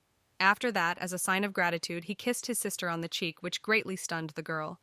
Eustace didn't expect anyone to wish him a happy birthday. After his stepmother came to the estate, it's likely that no one had ever wished him a happy birthday. Ran promised to make things much more lavish next time, since it would be his coming of age. Eustace kissed not only his sister's shock, but also the sword, which meant he really liked it. This act made the girl tremble. Now she can't get use out of her head. However, Ran doesn't want to give in to emotions, but rather concentrate on her work. She needs to decide what to do with the Black Mountain mine. Ran looked closely at Ibria's portrait and wished she could be at least a little as wise and strong as she was. You never know when feelings will suddenly change, which is scary. Ran is also very aware of how weak the heart can be. The head of the clan noticed that Rumi was harder to understand than Eustace. In the novel she knew, the guy was rude. If Eustace is a cool character with a cold gaze, Rumi is angry. But now the guy is different, probably because Lily is still alive. Ran stroked Rumi's face, after which the guy kissed the lady's hand. The girl immediately took it away and asked him not to do that again. The guy asked you what he should do for Ran, after which you answered briefly and concisely so that Rumia and Lily would be happy. She also did this for Eustace and Sheena, her favorite characters. Rumi asked to serve Ran as his mistress. When Sheena arrived here, the boy would already be in Lazio. The girl decided to discuss the matter with Eustace. Ran noticed that Ross, who followed her everywhere, looked like a dog showing off his appearance after he stopped shedding, and all the knights of Lazio walked like that. The head of the clan noted that not everyone had yet received their new armor, but Ross was lucky. The knight noted that he was her personal guard, and therefore was obliged to be the first to wear the best. Rand noticed that until recently Ross had not wanted to protect her, so the bribe was paying off. The girl went to the room to find Eustace to ask about the knightly order. Anyone can join this order, regardless of status, as long as their abilities allow it. The head of the clan chooses the candidates, but Rand is too hopeless, so Eustace and Blaine take care of it. At that moment, Eustace leaned towards Ron, gently taking her face as if he was about to kiss her for real. The girl was quite confused by this, but Eustace determined that his sister had a fever. Rand begged her brother to let her go because she was fine, but Eustace did not want to listen to someone who could not determine her own condition, and was indignant at Ross, who was next to the lady and did not notice anything. The boy said he was treating his sister gently, as she had asked. Rand insisted that was not what he meant, and took back his words. Eustace said he would behave as he saw fit. The girl thought that her fever was due to fatigue. While Eustace carried Rand down the corridor, she tried to persuade him to play the piano. But his brother refused, telling the others to do it together. The guy also shared that Rumia could apply for knighthood, and he would closely monitor it. The maids also confirmed that the head of the house works too much and is overtired. They are sure that Rand is addicted to work and works late. Haresh reappeared unexpectedly and immediately recognized the unpleasant energy coming from the dwarven armor. The elf assumed that the patient was Rand, but Eustace asked to examine her sister as well. Haresh agreed, as he too could have problems if the head of the clan fell ill. Haresh stated that Rand would get a lot of stress, and therefore she should give her mind a rest. The elf gave the girl a prescription, but warned that it was a temporary solution. Eustace volunteered to take Haresh out. However, Ron didn't think it was a good idea, as the girl was already used to it. But her brother insisted that the girl rest. The elf learned information about Eustace. Judging by what he saw, the boy needs to start talking about it. Eustace was looking for a medicine that would make his sister's body gradually weaken. The guy hesitated, but still asked if it was possible. Haresh said he didn't make such medicines. However, he also noticed that something was wrong with Eustace. After all, if the boy wanted to harm his sister, he wouldn't have asked to examine her. The elf began to feel the ground around Eustace, because he was curious if he would really harm Rand. It seems Haresh has become a girl's supporter. He began to wonder if this was because he was influenced by people, or if he had gotten in too deep. Haresh said that Lily could not be cured. If she were taken to the village to the elves, there would be a chance. It would take about 1 to 3 years. Elf noted that Rumia and his sister couldn't be together. After all, the guy smelled of blood and torment. Haresh suggested that Rumia was the executioner because the smell had seeped in too deeply. Lily's illness cannot be cured on human land. Even simply bringing a human to the elves is an incredible feat, but taking Rumia with you is impossible. Hearing this, Lily panicked and threw herself into her brother's arms. While treating the girl with human methods, the elf was not sure if she would even survive 6 months. If Lily looks better now, it's because she's been brought to a comfortable environment. It won't be long before the girl starts feeling sick again. Haresh has given her until tomorrow night to make a decision. Eustace wondered about the smell the elf had mentioned. He couldn't smell it at all, and he was a little uneasy that Rumi could be read in this way. The boy noticed Rumi's empty eyes staring at the object. This look was more familiar to him. Eustace noted that Rand had asked to give the boy the opportunity to take the night exam. Rumi's reaction to this made Eustace believe that he really hadn't asked Rand to do this. He added that the boy could pass the exam even if he died in the process. Rumi agreed to do so. Rumia was accepted into the knightly order of the Blue Flame, although the boy is having a hard time experiencing another separation from his sister. And although Lily did not want to go, her brother persuaded her, since they had no choice. When the girl recovers, they will be reunited. Rand assured Rumi that she will settle the accounts with the elves herself, as they do not accept human currency. Rumi knelt down to express his gratitude and asked Rand to pat his head. He really wanted the girl to be his mistress. The head of the family decided to agree to 6 months, because at the end of this period, she herself did not know what would happen to her. During this time, Eustace practiced playing the piano. The boy felt his fingers go completely stiff. Rand was just about to knock on the door to ask her brother for permission to come in. Eustace was annoyed that his sister was walking around unguarded. Rand assured her that she was safe, saw the piano, and asked Eustace to play. His brother refused, saying that next time he would reprimand Ross or find new security. Ran offered the role to Rumia, but Eustace immediately rejected the offer.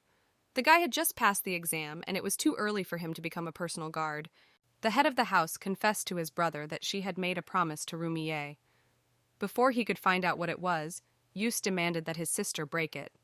He doesn't know what ties them together in the past, but he's sure it's not good. Ran added that Rumia just wants to belong to her. During this time, the guy has been through a lot, and it seems he still doesn't trust anyone, but the girl promised him that she would become his mistress for 6 months. Eustace pointed out that this was a bad idea, as it wouldn't look good in the eyes of the already active knights. Only Ran knew about Rumi's skills. The others would think that he got here thanks to her. The girl noticed that her brother was unhappy about something, and jokingly said that he was jealous. Ran was puzzled by Eustace's answer that he was really jealous. The head of the house told her brother that she was going to the village to see the dwarves, but she didn't tell him the real reason. It would be too suspicious to talk about the earth ringing until she heard it herself. If Ran makes a decision after she is convinced that she is right, she will gain the trust of many dwarves. But if she fails, she will summon a spirit. Ran appointed Eustace as head of the family, hoping that he would remain on the estate.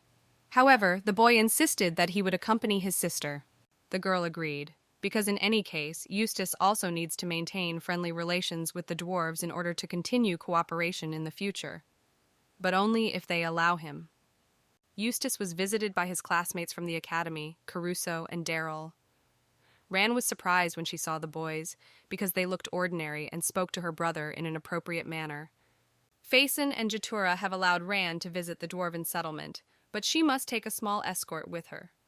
When the head returns with the Black Mountain problem solved, you will take on the roads in Lazio. It was hard for Ran to watch her brother and sister separate.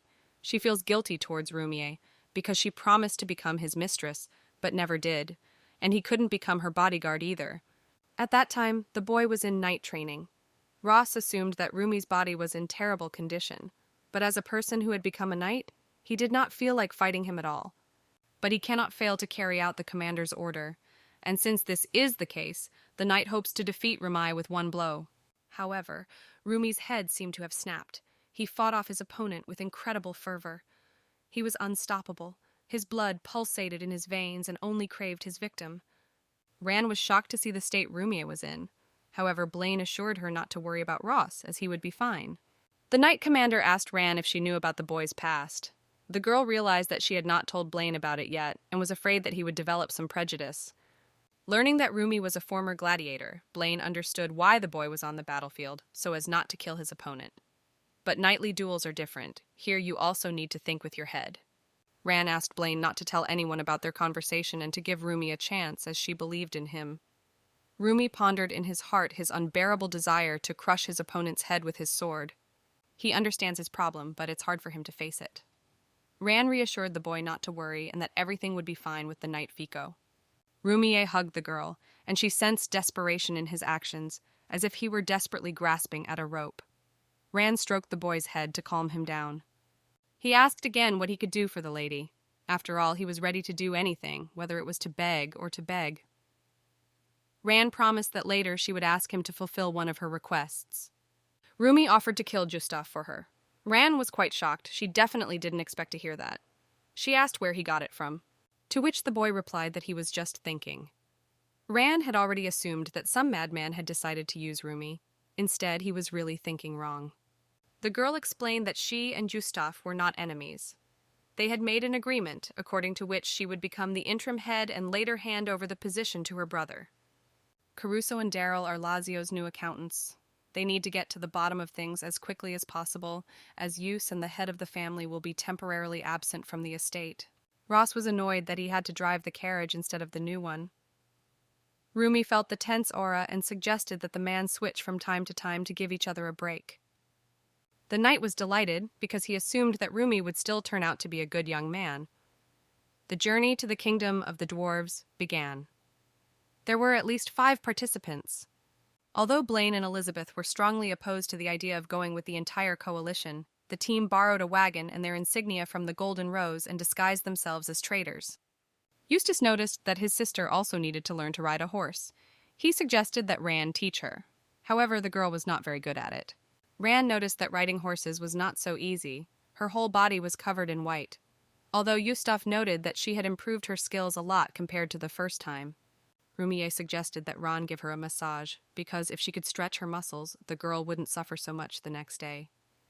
To make her feel more at ease, he assured her that he would do it through her clothes and in Dia's presence. Although Dia is here on the orders of the Green Shadow, she has already become very attached to Ran. She seems to be a very nice and kind person whom she wants to support, and so the girl didn't want anyone with bad intentions to get close to the head of the house. Lately, Dia had also been watching Mr. Justa closely. Ran was pleasantly surprised by the Dwarven Kingdom. She was finally able to meet the head of Black Mountain, Raktu. The old dwarf remarked that the girl had beautiful hair. He added that he knew how to mine gold of the same color, to which the girl replied that her eyes loved everything shiny. This was one of the dwarf's greetings. If an ordinary person has no special talents, they will simply say, "I can appreciate your technique." The head of Black Mountain had not expected to meet such an expert, so he was glad to see Ran. The girl suggested not to delay and discuss the bell. Eustace decided that he also had the right to hear the conversation with the dwarves. Ran noted that the mineral water of the Black Mountain was about to explode. Although this is a hypothesis, the girl believes that a spirit may sleep under the lands of the mountain, and its presence affects the water vein and causes the mountain to ring. Ran added that she could only say for sure after she personally saw it. Otherwise, if the ringing stopped, the girl would have no way to convince the dwarves. Justin tried to persuade his sister to rest. However, she refused, because they had no time at all. Then his brother decided that he would not leave his sister alone and would go with her. An hour later, they reached the epicenter of the bell with Raktu. Then an earthquake began, and the floor disappeared, trapping Eustace and Ran. Ran smelled blood and immediately rushed to her brother to make sure he wasn't hurt. The boy was a little bruised, but assured her sister that he would be fine. The most important thing was how Ran felt. He did the same checking manipulations as his sister, but this time towards her. But for some reason, the girl felt a little awkward. It turns out that Ran has sprained her ankle, and it hurts as if a nail has been driven into her foot. Eustace summons a blue flame to light their way. They noticed that the cave was littered with useless items, but they did find something useful. A backpack that also contained alcohol. Ran forced her brother to show her the injury. The wound was bigger than she expected, so Ran disinfected it and advised Yusu not to overdo it. The sister apologized to the boy for getting stuck here. Yus said that if he hadn't gone, Ran would have fallen into the cave alone, and she promised him that she wouldn't die. Fortunately, the flames were dim, and his brother didn't see her wound. The boy was convinced that Ran was telling the truth about the mineral water and that it was rising. If this spring exploded, they would be the first to die. Eustace isn't worried. Ran has already told him to trust her. However, the girl is a little nervous considering that it was her brother who saved her in the first place. He got hurt because he was covering for Ran. Ran summoned a spirit that looked like a mermaid. She wasn't thrilled that the stranger had tried to ask her for a favor. Ran hoped that Shawl would help her get out of this impasse with Eustace and personally resolve the issue with the dwarves. Shawl is sure that the girl knows more than just her name. The spirit is outraged that Ran is mentioning other people's names for her own benefit. The girl points out that she has no choice because people's lives depend on it. The spirit laughed, for it had been a long time since she had spoken to humans like that. She could smell the ice wall from Ran, and so she assumed that Istalif was with her. Shala asked if Istalif was still interested in hanging out with people. However, the woman she was talking to didn't want to stand on ceremony. After that, Shala asked Ran what she had read about her. Ran liked Shala, so the spirit decided to help the girl and sent her to the shore with Yus. The boy survived the horror while trying to bring his sister back to consciousness.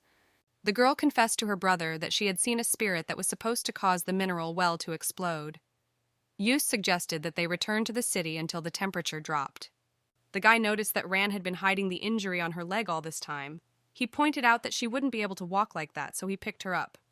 Ran is tempted to act like a child with Juiced, but she is still the head of the family, albeit temporarily, just as her area of responsibility. However, their relationship has indeed improved. Tayus does not see Ran as his sister, and it is unlikely that they will ever achieve this. Taran does not want to consider him as her brother. Eustace noticed that their relationship was more like that of separate individuals, like a man and a woman. Ran offered to be his companion, but the boy refused out of spite. But in truth, they are neither friends nor comrades, nor the author, nor the hero of the work. They are nobody to each other. Although Ran worked diligently for Lazio, she will not be allowed to be in her. She must start a new life, not in Lazio, but as Ran. Either way, she has spent too much time here. She is sad that she will have to start over with other people. She died in that world, so here she should enjoy a bonus life, but the girl is not happy enough to think that way. Suddenly, the girl burst into tears, realizing how lonely she is. Eustace assured her that she had it, and that it was close by. And although it did not belong to Ran in any case and would someday belong to Sheena, she would borrow it for a short time now. After crying, everything in the girl's head became clear, so she apologized to Eustace for the sudden clouding of her mind. He noted that next time she would speak directly when she was in pain. After all, he will not abandon the girl or leave her somewhere else because of her illness. Knight Ross was infinitely happy to see that his master was alive. Ran also noticed Rumia and the fact that his fingers were all covered in wounds. However, the guy was only concerned about his lady and her injured leg. He immediately offered his help. Knight Ross, having learned that Eustace had a wound and that Ran had allowed him to take her in his arms, went to the scene. Ross and Rumi came running here thanks to the spirit, who had informed them of the location. Eustace noticed that there was no covering, although it turned out that both heirs of the Latius family were buried under the rubble of the mine. The boy did not understand why Ross did not gather his thoughts. Chief Raktu was glad to see that Lacey's family was okay. He shared with Ran that her lover had been clearing away the rubble with his bare hands. The girl couldn't figure out what made her angrier, Raktu calling Rumia her lover, or the fact that the guy himself got hurt. Ran added that she wasn't in that kind of relationship with him. Then Raktu assumed that it was unrequited love. The girl tried to convince the old head of Black Mountain of the opposite. Later, the doctor examined Ran's ankle and noted that she would most likely limp on that leg for the rest of her life. Suddenly, Shala appeared and offered to cure it for a fee. Eustace agreed to the payment, but Rektu intervened. He stated that Ran had prevented their city from being flooded, and therefore the dwarf felt that he was the one who should be thanked. The shawl cured all three. Then she asked the dwarves not to dig the ground too close to her, to make a lake so that the mineral water would fill it. The spirit also likes flowers, so she ordered that different types of flowers be thrown into the lake once a year. Then, as a bonus, she would add a gift to the lake. Shawl also gave Ran a gift, nadium. The girl assured that she was not a professional and did not understand precious stones, so she thought of giving the nadium to the dwarves. But before that, they needed to negotiate. When Ran woke up, she found out that Eustace was training with Rumi. She was quite surprised because this is a rare occurrence. Eustace noticed how Rumi showed his lust for killing. Fighting such an opponent is interesting to him, but it is also so annoying. Eustace even considered killing Rumia. After all, he will not allow even the smallest part of what belongs to him to be taken from him. Rumi noticed that Eustace's sword technique had changed, and he had neutralized him with one blow. The boy also wanted to kill the next head of the family, but as soon as he remembered Ran, the thoughts of murder disappeared. Ran didn't expect them to fight with real swords. Rumi assured him that Eustace was giving in to him, to which Eustace replied that he wanted to see what the contender for Ran's protection was worth. The head of the family wondered why Rumia had acted so recklessly, picking up stones with his bare hands. The boy declared that it was better than standing like a dog that had lost its master. Ran always feels guilty towards Rumi for not being able to save him in time, and the fact that he is the second main character, but who won't be able to be with Sheena. The girl told Rumia that he was not a dog. Eustace felt a tense moment and asked his sister what was going on. She replied that she wanted to show Rumia that he was important too.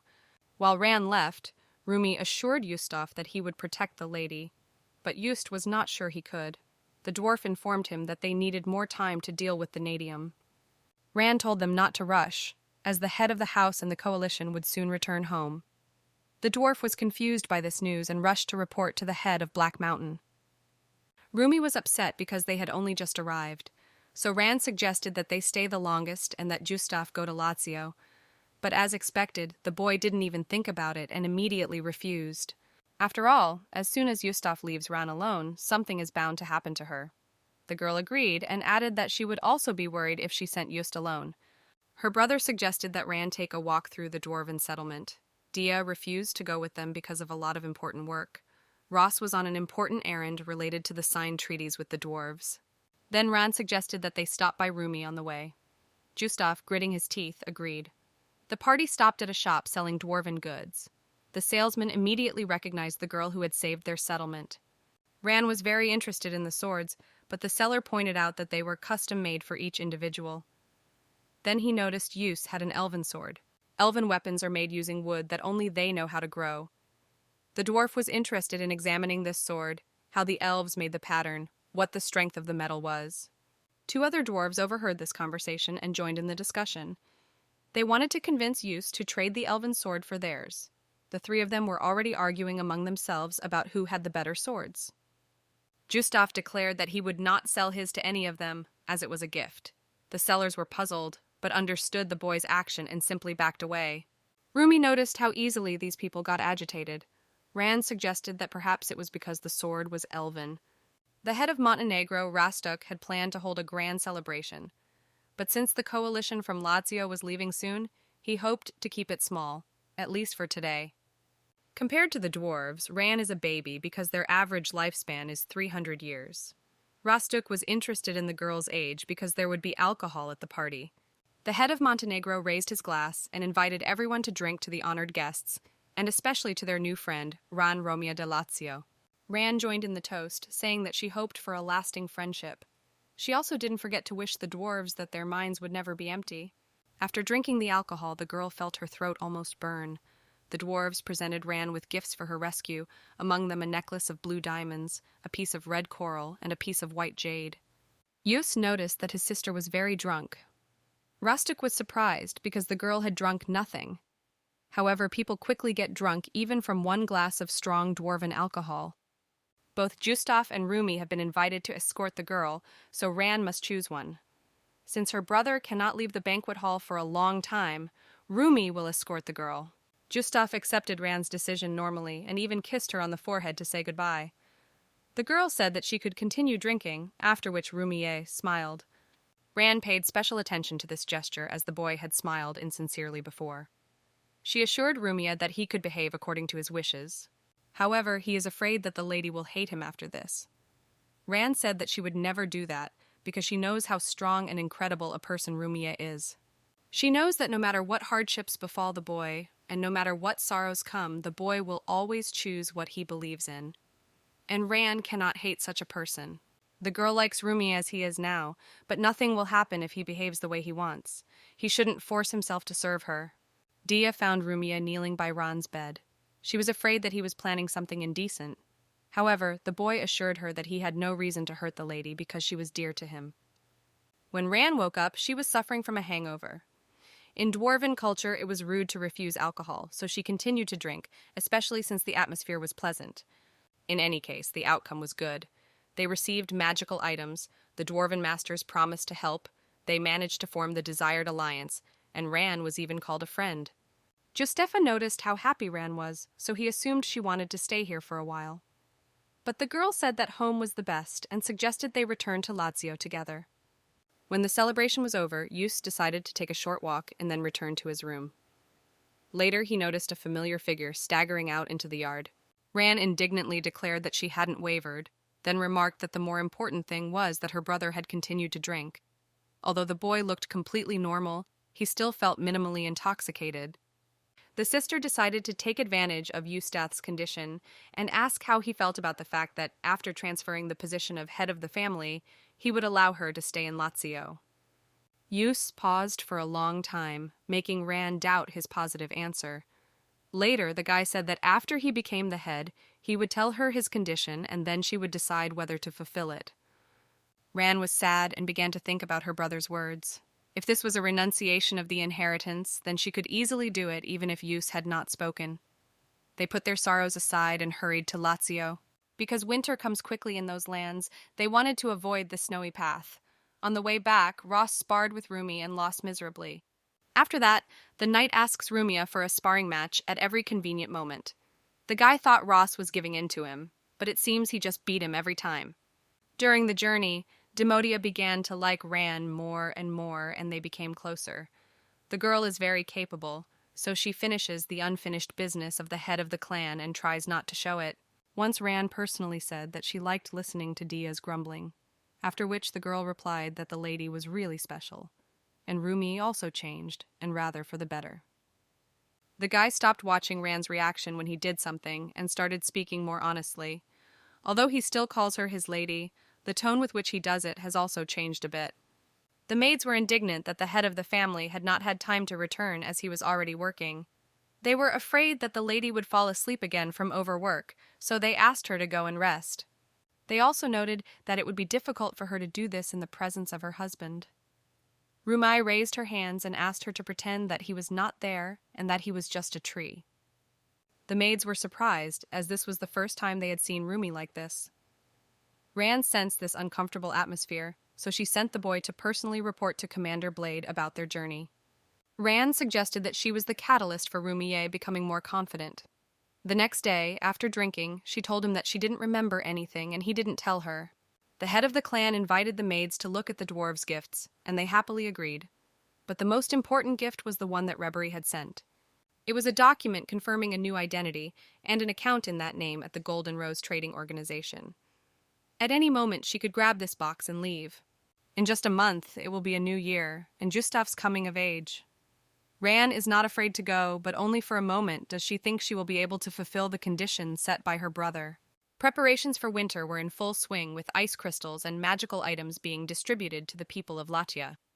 Ran wanted to create a settlement for magical masters and was curious about her brother's opinion. Eustace noted that it is a good idea to focus on the guilds that will be transferred to them. Also, sugar production will be fully launched from next year. The brother also noted that Caruso shared that they had enough cash to start lending it out, but Rand wouldn't really want to get into the financial business. Eustace assured me that not long ago, a lot of money had started circulating in Lazio, and therefore there would be a lot of usurers. Therefore, it would be better to pay for them and get paid back at a low interest rate. Now that Latia has become more prosperous, the inhabitants will soon begin to live better lives as well. Suddenly, Ran remembered the infection that had appeared because Lindbog had not been looking after his lands. It is unlikely that such an infection threatens them now because the future has changed. In the original, Eustace married his uncle's daughter, but she died of an infectious disease before she could do anything. At that time, the duchy was going through turbulent times, filled with debt. To protect the family, Eustace needed to find a woman who could bring with her a large dowry. Then came Sheena. She discovered the mines and they survived those times. Ran is sure that this influenced the emergence of feelings in Eustace for Sheena, the girl who appeared in a desperate moment and threw him a lifeline. Now Ran thought about what if Eustace didn't like Sheena. It couldn't be that the girl had changed something that was bound to happen in this world. Ran needs to pull herself together because the change in the future is obvious. She was suffering from the very beginning, or it was different. Even if Sheena and Eustace don't fall in love, there's nothing you can do about it. Eustace couldn't help but ask what his sister had been thinking about for a long time. Ran jumped from surprise. She said that she had been thinking about relationships and her brother's potential future lover. Winter was raging in Latium. The task of distributing the necessary things to the inhabitants to survive the cold was conscientiously completed. In the heavenly estate, everything was also filled with magical objects. Last year, Lazio was struggling to make ends meet, but this time they can finally breathe a sigh of relief and rest. Ran learned that the duchy has a tradition of winter hunting. However, his father once cancelled it. So after that, in the winter under the mountain, there is a lot of damage from monsters. After this hunt, there will be a celebration of Eustace's coming of age. The guy was planning to gather all the knights this year and throw a grand party. Ran suggested that this would be a really great opportunity to confirm his achievements and officially declare them. Ran agreed that she was too worried. She was too shocked when she saw Rumia kill a man. But Eustace also killed. As long as this era continues, fighting and hunting will exist. Rumia decided to learn to write, and was also gradually learning to read. Ran wondered why Rumia wouldn't go on a winter hunt, since he was one of the Knights of the Blue Flame and had to listen to the commander. The guy pointed out that he only has one lady to whom he is loyal. Ran pointed out that this was wrong and that he had better get used to the order, because when she leaves, he will need to stay here. Rumi couldn't understand why Ran had to leave Lazio. When he first arrived, he had heard that she had single-handedly raised the duchy when it was almost destroyed. Even though she doesn't have Lazio's blood, according to the family records, she is a true member of the family. So why should she give everything to her brother and leave the position of head herself? Ran was shocked. She hoped the guy was just saying that because there was no one around. The girl assured her that she had planned to do this from the beginning, so she wouldn't be sad. Ran added that it's better if someone who cares and wants to do it does it. Rumia pointed out that the girl is always doing what she's doing, working, and doesn't even have time to relax in his company. The head of the family, Lazio, thought that Rumia was always joking. She did not take seriously the talk of spending time together. Ran suggested doing it now and going sledding, but the guide defiantly turned away, saying that the lady had a lot of work to do today. The girl laughed that Rumia was offended like a dog that wasn't taken for a walk, so she practically had to drag him outside by force to have as much fun as possible. Although it was Ran's first time sledding, she was excited. She learned that Rumi was from the west, so she assumed that the Lazio winter would feel much colder to him too. The head of the family returned to the estate covered in snow. She was so carried away by the skiing that she crashed into a tree and was covered in snow. Eustace told his sister to go warm herself in a hot bath. Ran wished everyone good night and left happily. After that, Rumi stopped to talk about the winter hunt. Blaine was worried that the boy could not realize his belonging to the knights. Eustace initially thought Ran had picked up a rabid dog who couldn't control his bloodlust, but now he sees that Rumai is too used to the leash and collar. After Rumi admitted that Ran said she liked him, Eustace tensed up. Then he assured her that this sympathy didn't make sense, because they both knew how the head of the clan evaluated people. However, Eustace decided to give Rumai some advice to avoid making a wrong judgment. After all, his brother knows better how Ran treats people, love and kindness that do not require reciprocity. Due to the lack of hope for a reward, the girl is characterized by ruthless love and kindness. Eustace added that Rumia may not be present at the winter hunt because he doesn't care. After Ran's persuasion, Rumi agreed to take part in the hunt. The girl hoped that after this he would understand his belonging to the Knights of the Blue Flame and to Eustace. Before Eustace left, Ran gave him a lamp from the dwarves. Since it was very expensive, his brother had to return it to her. The girl hinted that she would wait for Eustace. Without the knights, the strangely empty manor has become restless again as preparations begin for the New Year celebration. This time, it is truly meaningful because of Eustace. Ran wanted to prepare everything properly so that her brother would feel like the main character of this solemn event, so that it would be forever remembered and never forgotten. The girl could not help but be delighted with her box and what was inside. The day of the knight's return from the winter hunt had come. Ran was waiting for Eustace with great excitement. Ran couldn't find a place to sit and kept looking for the boys who were supposed to return from the winter hunt. Dea insisted that the head of the clan wait in the carriage, but she was too excited for that. The New Year's celebration at the Lazio estate had begun. The knights and guests arrived one after another. Everyone was in anticipation and praised the event in one voice. As the clock struck the transition from one date to the next, Ran bowed to her brother and greeted him as the head of the clan. The guests supported them with applause. Eustace thanked his sister for her affection and invited her to their first dance of the new year. His brother did not expect Ran to announce the change of head at the celebration. The girl noted that the atmosphere and moment were convenient for this, with everyone happy and looking at them. Ran assumed that this was the last time she would hear Eustace address her as you, and the girl herself will no longer be able to talk to her brother as relaxedly as before. Eustace hugged Ran closer to him and whispered that he was worried, because now nothing was holding her back in Lazio. The boy is worried that his sister will suddenly leave this place. Ran reiterated Eustace's previously mentioned condition and said that she will not leave until she hears it out. His brother assured him that they will definitely talk about it. Ran couldn't move, as she was constantly being asked to dance. Rumia caught up with the girl and offered her a drink so that she could find strength in alcohol. The girl complimented Rumi's appearance and suggested that he also fended off offers to dance from unmarried ladies. However, she then remembered that this skill was not in his arsenal. Even though Ran has taken a few lessons, she doesn't dance as well as she would like. It would be nice if she had the skills to teach Rumia.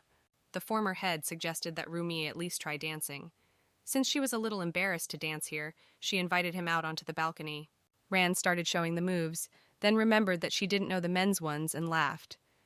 After that, she suggested that they dance the way they know how, and then Rumia would learn from the teacher. Eustace found Ran and realized that she had gone outside. The girl mentioned that she had been teaching Rumia to dance. even though she didn't know any men's moves, and the boy himself had gone off to get some food. The brother planned to talk to Ran, but he didn't want to do it while she was drunk. The girls took Eustace to a quiet place and asked him to tell them everything immediately.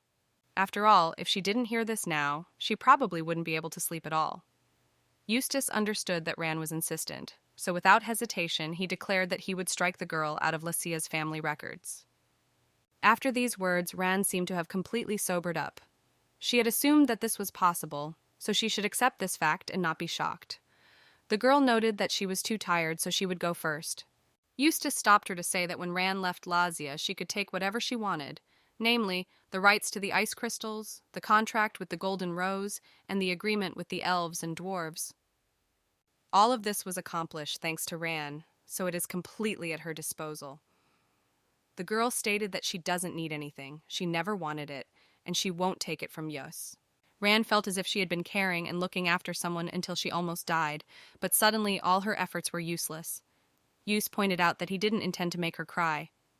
The girl really couldn't understand that Eustace hadn't become someone who meant anything to him during this time. The boy, wiping Ran's tears, said that he was giving her a chance to escape from him. If she left now, Eustace would not be tempted to stop her and look for her. She could go anywhere, but if she didn't, he might catch her and eat her. Eustace asked Ran to let go of the icy life, because now he was making her an offer. Whatever the choice, she had to make it within 2 days. Now the guy won't be able to pretend that his feelings never existed. Previously, they were brother and sister only in documents, but now this decision will be cancelled. But the reality is, these were the times, so Ran was worried about what people would think. Eustace assured her that people would fight no matter what they did. And strangely enough, the same people who mocked Ran for becoming the head of the clan without being related to him by blood. If the girl refuses and wants to stay in Lazio, Eustace will give her the title. However, in that case, the guy will become her boyfriend, because there's nothing you can do about that either. Eustace kissed Ran's hand so she wouldn't think it was a dream. Ran had no sense of reality. She couldn't believe that Eustace liked her, because she was sure that there weren't even hints of it. But later, she realized that she simply didn't notice them. Rumia witnessed the whole situation. He was curious about what decision the girl would make. Later, Dia came and saw that the lady was crying and volunteered to take her to the room. Ran confessed to Dee that Eustace had asked her to marry him. She didn't know what to do, not only now, but in the future. However, the maid wasn't even surprised because she had suspected it for a long time. The girl was crying so hard that Dia thought that Eustace was blackmailing her into marrying her. But Ran simply didn't expect this, which is why she was so surprised. Dia assured her that she would help if the girl decided to refuse and leave the estate right away. Rumia also supported her. Ran immediately felt calmer knowing that there were people on her side. But she doesn't hate Eustace. She's just not sure she wants to date him. She hasn't even allowed herself to think of him as a romantic partner.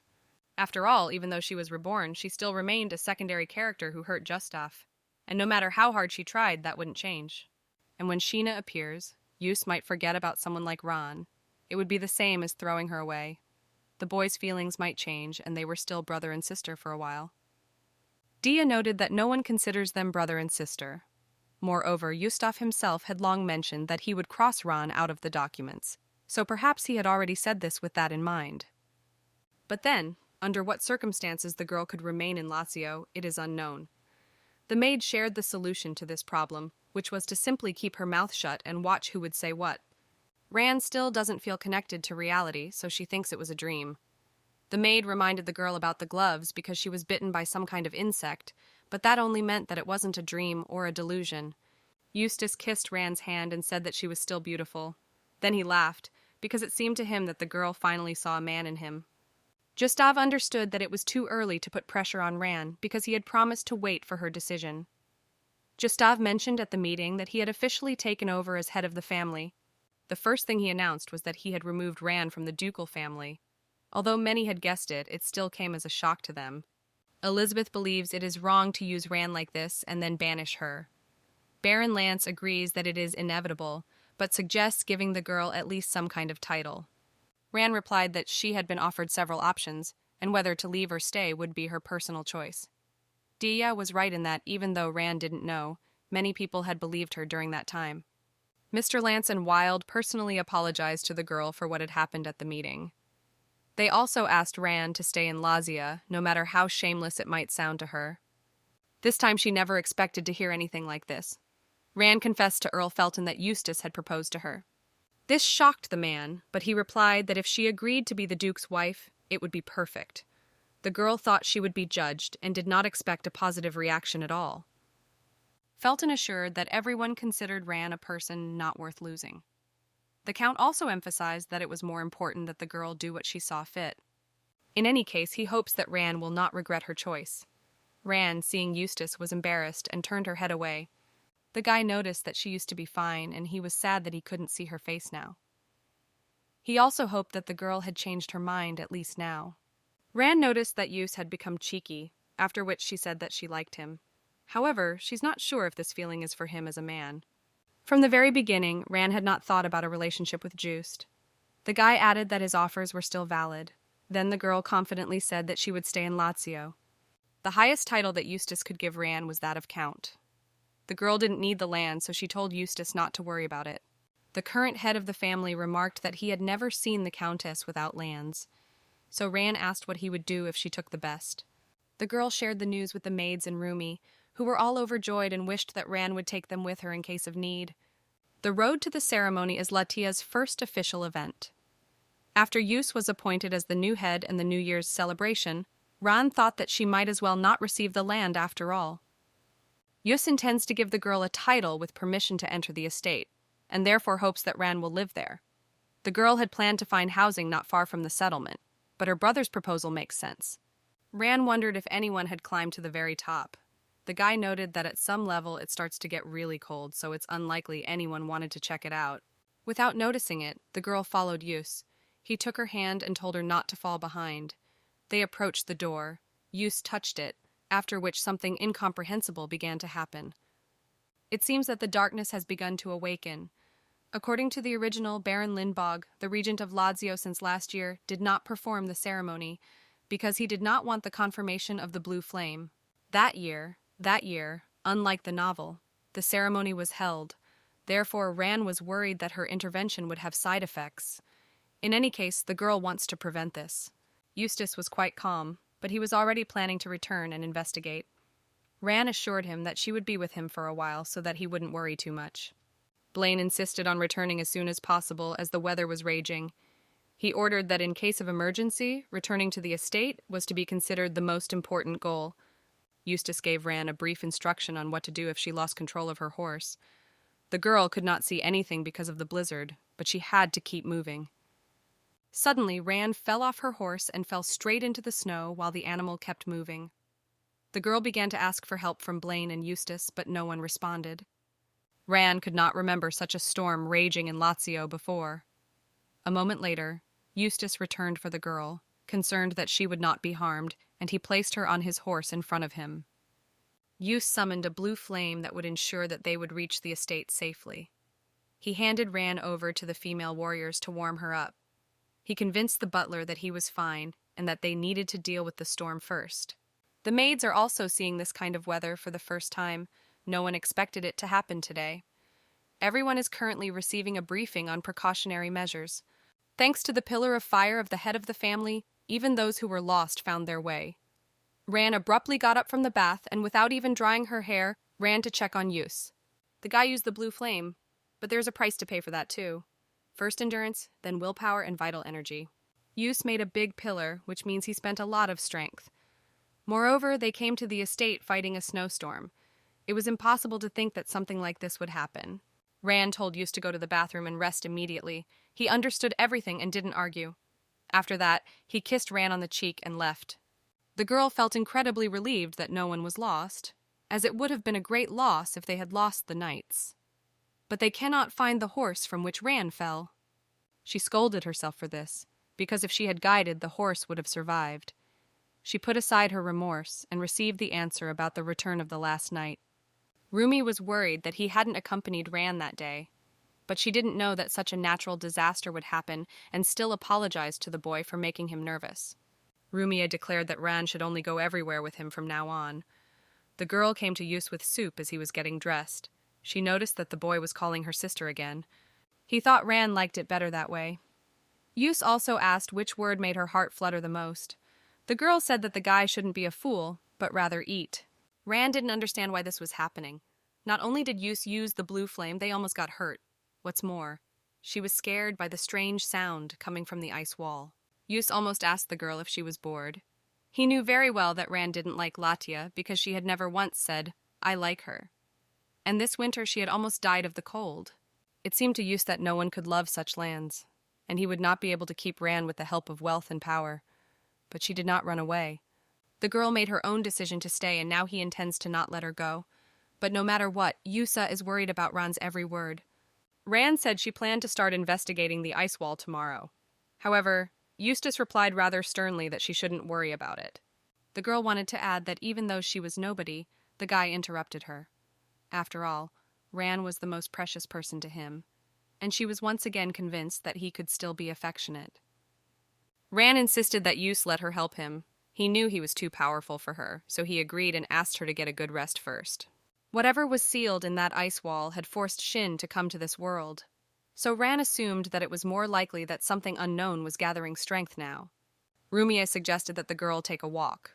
Rand remembered that after the New Year's celebration, they had never been able to be alone. Ironically, this time had appeared in them thanks to the storm. Rumia noticed that the lady was more suited to warmer countries, so he asked why she decided to stay. Rand shared that too many people wanted to keep her. The boy was confused that Rand was planning to leave him in Lazio. After all, if it was because of Lily, then he could still see her even if he went with Rand. Since Rumi is now a knight of the Blue Flame, she couldn't just take him away. Although Rand couldn't tell her the details, she had a feeling that Rumi would become a great person if she stayed here. The boy didn't like Rand's answer and immediately remembered Justefa's words, "Make no mistake." Rumia asked if the girl would like to leave this place and go on a trip. Rand pointed out that if she left now, she would rather die of cold, and she didn't like that. Rumi agreed, because he didn't like that either. The snowstorm ended that day, and Rand spent several days observing the situation of the affected residents of the lower settlement. The weather has been clear since then. However, the girl was unable to enjoy it because she spent all her time in the library. Rand decided to sort the books so that it would be easier to find the information she needed in the future. The girl was studying everything so diligently that she didn't even notice Eustace come in. She found notes about her meeting with the first emperor and her impressions of him. Rand decided to take a break and have a snack. Eustace admired the girl's beauty, but she was still embarrassed. He noted that if Rand was confused the whole time, he would not be able to move forward. The girl also admired Eustace's appearance. Although her behavior may indicate that she does not like his advances, in reality she does not feel any dislike. Rand admitted that of course this drives her into a dead end, but the way Eustace shows his sympathy does not cause her rejection. The problem is that until recently they were considered brother and sister, even though they are not related by blood, and moreover she was reincarnated in this body. After Eustace started putting pressure on the girl, he wanted to test everything in practice and ask her about everything in turn. And to what extent does she avoid it herself? But artificial pressure will never work on Rand. Eustace plans to take his time and make sure she comes to him herself. March was quite cold in Latium. Although the spring wind was probably already blowing in the capital, it was still icy here, and through this wind a messenger from the Imperial palace came to them. The man was wearing black clothes, which meant someone had died. Rand assumed it was the Crown Prince, because in the original he was already dead when Sheena arrived. However, to everyone's surprise, the Emperor died in January. This meant that Crown Prince Luz became Emperor and Olivia Empress, accordingly the First Lady of the Empire. This had been part of the girl's ambition from the very beginning. However, Rand couldn't understand whether Olivia had chosen to tolerate the Crown Prince. But if the two of them reconciled, it would only add to the headache. Duke Eustace of Lazio has been invited to the coronation ceremony in April. Whatever the case, the new emperor is against Lazio. It is unknown what they will do next. Since Eustace would soon be leaving for the capital, he ordered Blaine to check on the Blue Flame Knights. He noted that he would give instructions to the others as well. He plans to leave Latia behind while he's away on Ran. The girl was shocked, but she couldn't contradict Eustace, as she was lower in status than him. Moreover, if she refused him in front of everyone, it would undermine his authority. So she angrily declared that they would talk about it later. Ran is not happy that Eustace does not take her with him to the capital because he needs someone who can function in secular society. However, the the head of the family does not want the girl to be harassed again. Eustace doesn't want to take that risk because Luce, as emperor, will try to take over what he previously managed, even for the sake of pride. And since Ran is not a Lazio person, but simply a countess, she has become an easier opponent for the crown prince. However, Eustace is more concerned that Ran has become his weakness. And the head of the family doesn't want to show his weaknesses on the outside. Ran thought for a moment because she thought Eustace would kiss her on the lips, not on the eye. The guy was happy that he had become the head of the family, because otherwise Ran would have contradicted him, and she would no longer have to face negative situations. A week later, Eustace hurried to the capital before the snow melted. Ran tried to convince him not to leave Blaine. But Eustace did not listen to her and took Ross and half of the knights, all because those who wanted to start a war in Latium again might appear. Ran was so busy that she didn't even have time to worry. Her first duty as deputy chairman was to maintain political relations with the dwarves. The girl did not know where to put the guests that would suit their lifestyle. However, the dwarf assured them that they would build themselves a place to sleep. They liked to live underground. If there is a place for dwarves to live in Latium, then there will also be a place for constant exchange. After the war for Latium, the Marquise increased the pressure on the Guild of Master Wizards. Tired of tyranny, they left the guild, moved to the territory of the duchy, and spread their influence there. And all because of rumors that Lazio would link them to the Golden Rose. Lydia mentioned that they intend to create a new wizards guild, and Water has received an offer to become the head of this guild. Of course, there are many guilds that are unable to achieve anything and are simply taking up space. However, Ran is ready to support Lydia, even though it will require her to leave the heavenly estate. Instead, Franche has decided to stay in the duchy. Ran told Dia that she planned to go check the equipment on the waterways for a few days, so she had to stay overnight in the settlement. And then April came. Ran was sure that Eustace had already arrived in the capital, although she had not received any letters from him. But letters also take too long to arrive. The girl would like to have instant transport spells, but they may be on the forbidden list. Long ago, the great sage Ibri forbade the resurrection of the dead, the creation of something from nothing, and turning back time. Although there are certainly people who sin by doing so. No matter how busy Ran is, she thinks about Eustace all the time. And if she describes her feelings in a letter, her mood immediately improves. She misses him incredibly and wants him to know. The people cried with joy because Ran was so kind to them, and especially because it was thanks to her that they had survived this winter and did not need anything. However, Ran thought this was just empty talk, because it was not for nothing that in ancient times the king traveled and hid his own in person. Therefore, she assumed that later she would also have to observe unnoticed. Eustace confessed at the gathering that he had proposed to Ran, but she had not yet responded. Although Count Illuminate knew this, he did not think the Countess was against it. This is what Blaine heard and saw there, but what he observes in Ran's behavior is completely different. After all, right now, the name of the head of the family might accidentally slip into her speech. The Emperor officially declares that he will approve of Eustace's title and invites him, then leaves him in the audience hall for several hours to simply torture him. But in Eustace's opinion, this is pathetic and limited. But as it turned out, Luce was not at the palace, so Olivia came to meet the head of Lazio. The newly made empress heard that Luce had not only expelled Ran from the duchy, but had even granted her a title. However, it must be confirmed by the emperor himself. Olivia offered to bring Ran to the capital to meet with Luce. This would mean reconciliation after that conflict, and also that Lazio would receive the respect of the Imperial palace as it had before. It was clear that Olivia was asking to give the wounds to the emperor, so Eustace pointed out that this was a matter between him and Lucas, and Latium would not cease to be Latium without approval. Olivia failed. She changed her plan and killed the emperor with poison instead of Luce. The poisoned food was served by the crown prince's wife, whom he always felt sorry for, so he ate it all without even checking. After that, Luce became so happy that he began to go outside the palace even more often. Accordingly, discontent began to arise. Olivia listened attentively and increased her strength. She is determined to take over the Imperial palace. Therefore, she planned to leave Latia in debt and lure her to her side. At that time, a settlement in the duchy was attacked. Blaine and Rumia did not expect this to happen because everyone only praised Ran. They found sleeping pills and assumed that they were planning to kidnap the Countess. And Dia found a sleeping scent in the fireplace, and if they lit it, they would lose consciousness. Dea assured Blaine and Rumia that she would clean up the place herself.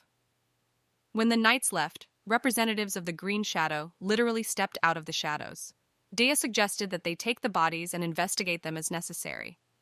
Ran was worried that May had come and there had been no news from Eustace, but he couldn't help but respond to letters from someone he liked. Just as Ran was about to head to the capital, a reply came from Eustace. He asked to stop the supply of ice crystals to the capital. The dwarf Jatura came to give Ran some Nadium products. There was a sword, as well as clothes that you could wear and not be afraid of anything.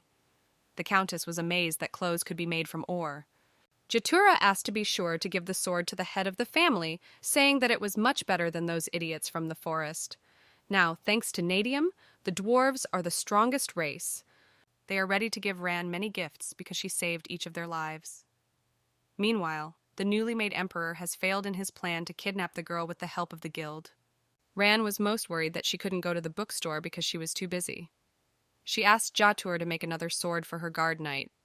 The girl decided not to rush to tell Eustace about the suspension of supplies. She planned to tell Elizabeth and Blaine about the contents. Everyone in the Imperial Palace is happy about the magical items, especially in the summer. However, if they were to take them away, they would have to blow hot air with fans and light ordinary candles. Blaine is sure that at least the Imperial family will not be able to stop the decline of their reputation. A month later, the Marquises of Kirkis came to visit Eustace. They were worried that he would drive Ran out of Lazio. Since they had not heard of her becoming a countess, and there had been no letters to Lazio during the winter, Reggie was glad she was wrong. The aristocrats have a book where they write down all their titles. And before the book was updated, rumors had spread that Ran had been banished from Lazio. The Marchesa assumed it was Her Highness Olivia. There were also rumors about Eustace's future wife. Everyone assumed that it would be either a lady from the Duchy of Usla or the daughter of the Marquis of Namia. He noted that he already had a lover. Reggie was sorry she hadn't seen Ran. Eustace had assured her that he would mention the Marquise in his next letter. It was clear that new rumors would spread after this meeting. Yus was worried that he hadn't heard from Ran in a long time. He assumed that the girl was angry because he had sent the letter too late, but he wasn't deliberately stalling. He didn't know what to write. Whenever he planned to send a letter, he couldn't gather his thoughts to properly convey his feelings, but he just described the events. Then suddenly Ran crept up from behind and covered Yus's eyes with her hands. The guy said he wanted to see her, so she came. After that, they told each other that they missed each other. The Empire would soon run out of crystals. The palace had strongly opposed the end of the supply, but this was exactly the reaction Eus had expected. Ran assured the head of the family that she had completed all the important tasks, and only then arrived so that he would not be angry. But Eus was surprised and at the same time happy to see her. The girl brought Yusu a new sword made by the dwarves. The chief did not want to exchange the old weapon, although he did not refuse to accept it. After all, that sword was from his sister, and this one was from Ran. Opening the chest, Eustace changed his mind. After all, this product exuded a completely different energy. If the elven sword is a work of art, then it is a lust for killing. Finally, Ran admitted to herself that she liked Justaf. She wanted him to look at her and touch her more and more. Ran couldn't believe she was feeling this way at a time like this. She couldn't get Shin out of her head. After all, it was her that Eustace was supposed to love, although he wasn't so windy as to change his feelings with her arrival. What bothered Ran was that she wasn't completely sure. Eustace returned to tell Ran that the Emperor had sent him back to Latium. Understandably, Luke was angry and decided to chase him around. The head of the family asked Ran for permission to hug her before leaving, to which the girl replied that he could do it without asking, because she would not refuse. The maid finished cutting Rumia's hair, and only then did she notice the head of the family returning. She remarked that Justaf and Ran looked very good together. Rumi watched intently and enviously, then agreed. As expected, Luce was quite angry that Eustace refused to cooperate with the Empire. Therefore, the newly minted emperor decided to punish the head of Latium by stripping him of his title and throwing him behind bars. Olivia was only amused that her idiot husband wanted to become enemies with Lazio. He was sure that the duchy's lands could be ruled by the palace, and that they would take the blue flame as well. Trying to calm Luce down a bit, Olivia felt herself becoming more stupid. The newly made emperor was also angry with his wife, since she should have foreseen everything long ago. The empress had a great desire to kill her husband, but she understood that this would hinder her plan to capture the palace, so she decided to be patient and wait a little longer. Eustace came to an audience with the emperor, after which he was asked if he was loyal to the empire. After receiving the title from the conqueror Lion, their friendship with Lazio did not change for 300 years. But the head of Latium cannot say the same about Luce. The emperor was angered by these words, after which he ordered to capture Eustace. But the boy took advantage of the blue flame in time. The head of Lazio noted that he had no claim to what belonged to the emperor. Therefore, if he also did not claim what belonged to him, they would be able to coexist with each other in the future. Luce indignantly pointed out that everything in the empire belonged to him. So Eustace asked if he was ready to engage in a duel with him, putting the entire empire at risk. Olivia and the second prince tried to prevent the brewing conflict. Rival pointed out that Eustace should not be provoked, as he had been called here to give the title to Countess of Ran.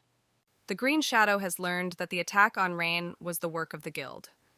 But they don't know the specifics because the trail is getting cut off. The history of this organization is so great that they survived all the events together with Lazio. But due to financial difficulties, they were even almost disbanded.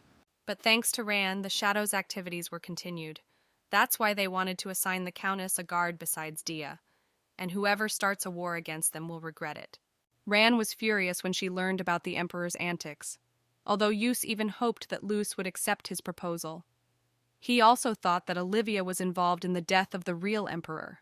After all, the newly minted Empress benefited from this more than anyone else, and now she is using every means to build a foundation for seizing power. Eustace also shared with Ran that there had been an attempt to kidnap her. The head of Lazio had only recently found out himself.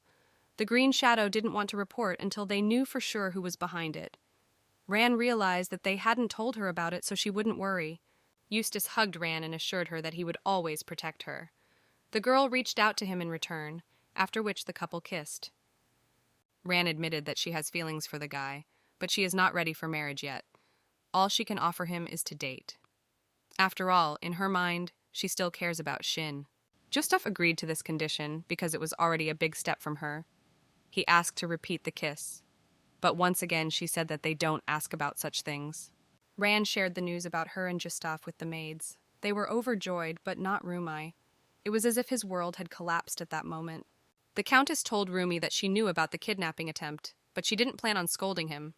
On the contrary, she wanted to know about such things in the future so that she could be more careful. Rumia is in love with Ran, but he can't tell her. Instead, he points out that it would be too presumptuous to congratulate the lady on having a lover. Ran noticed that even though the knight was greeting her, he still looked sad. She assumed it was because someone had rejected Rumia. The Countess was right, so he didn't object. Rumia thanked the lady for encouraging him, but he was sure that he would hardly meet anyone better. Olivia complained to her brother that her husband had raised his hand against her. Los still desperately wants to get Countess Rumia, which is why she conflicts with everyone, especially with Eustace. However, Duke Miro is sure that the Emperor's efforts are in vain. Ran is under the protection of Eustace, although Olivia does not even have a chance to get pregnant because the man does not give in. The brother is sure that no one will be able to take the throne from his sister. They will get rid of all the illegitimate children of the Emperor and his wives. Reggie was happy to hear the news of Ran and Eustace's relationship, although it was interesting to watch the girl's unsuspecting behavior. Ran thought about it now, but Eustace had really changed. The guy became very tactile, although he had previously said he didn't like it. They were able to hug and kiss often. Count Rizzolotti's wife, a famous matchmaker, sent out invitations to the event. Usually, the woman prepares a variety of games that are popular with those looking for a match, and even with those who already have one. This is Ran's first appearance as Countess Rumia. She came accompanied by Rumia as the Duke of Lazio was delayed. Ran was approached by Countess Solus, who immediately showed superiority. Although subtly, it was clear that she was hinting that Ran had dressed up despite not having her own lands. After a confident answer to the rude Countess, a drink was accidentally spilled on Ran. However, Rumia managed to block the lady in time. Thus, everything that was intended for Ran ended up on the knight. The Baroness, who was guilty of this act, apologized, stating that she was feeling unwell and had overreacted. Ran advised her to stay at the estate and rest if she was still symptomatic, rather than attending events. The center of society is considered to be the Empress. If Olivia is hostile towards Ran, then the ladies of the society will act the same way. Even if so, Ran did not expect such methods to be used.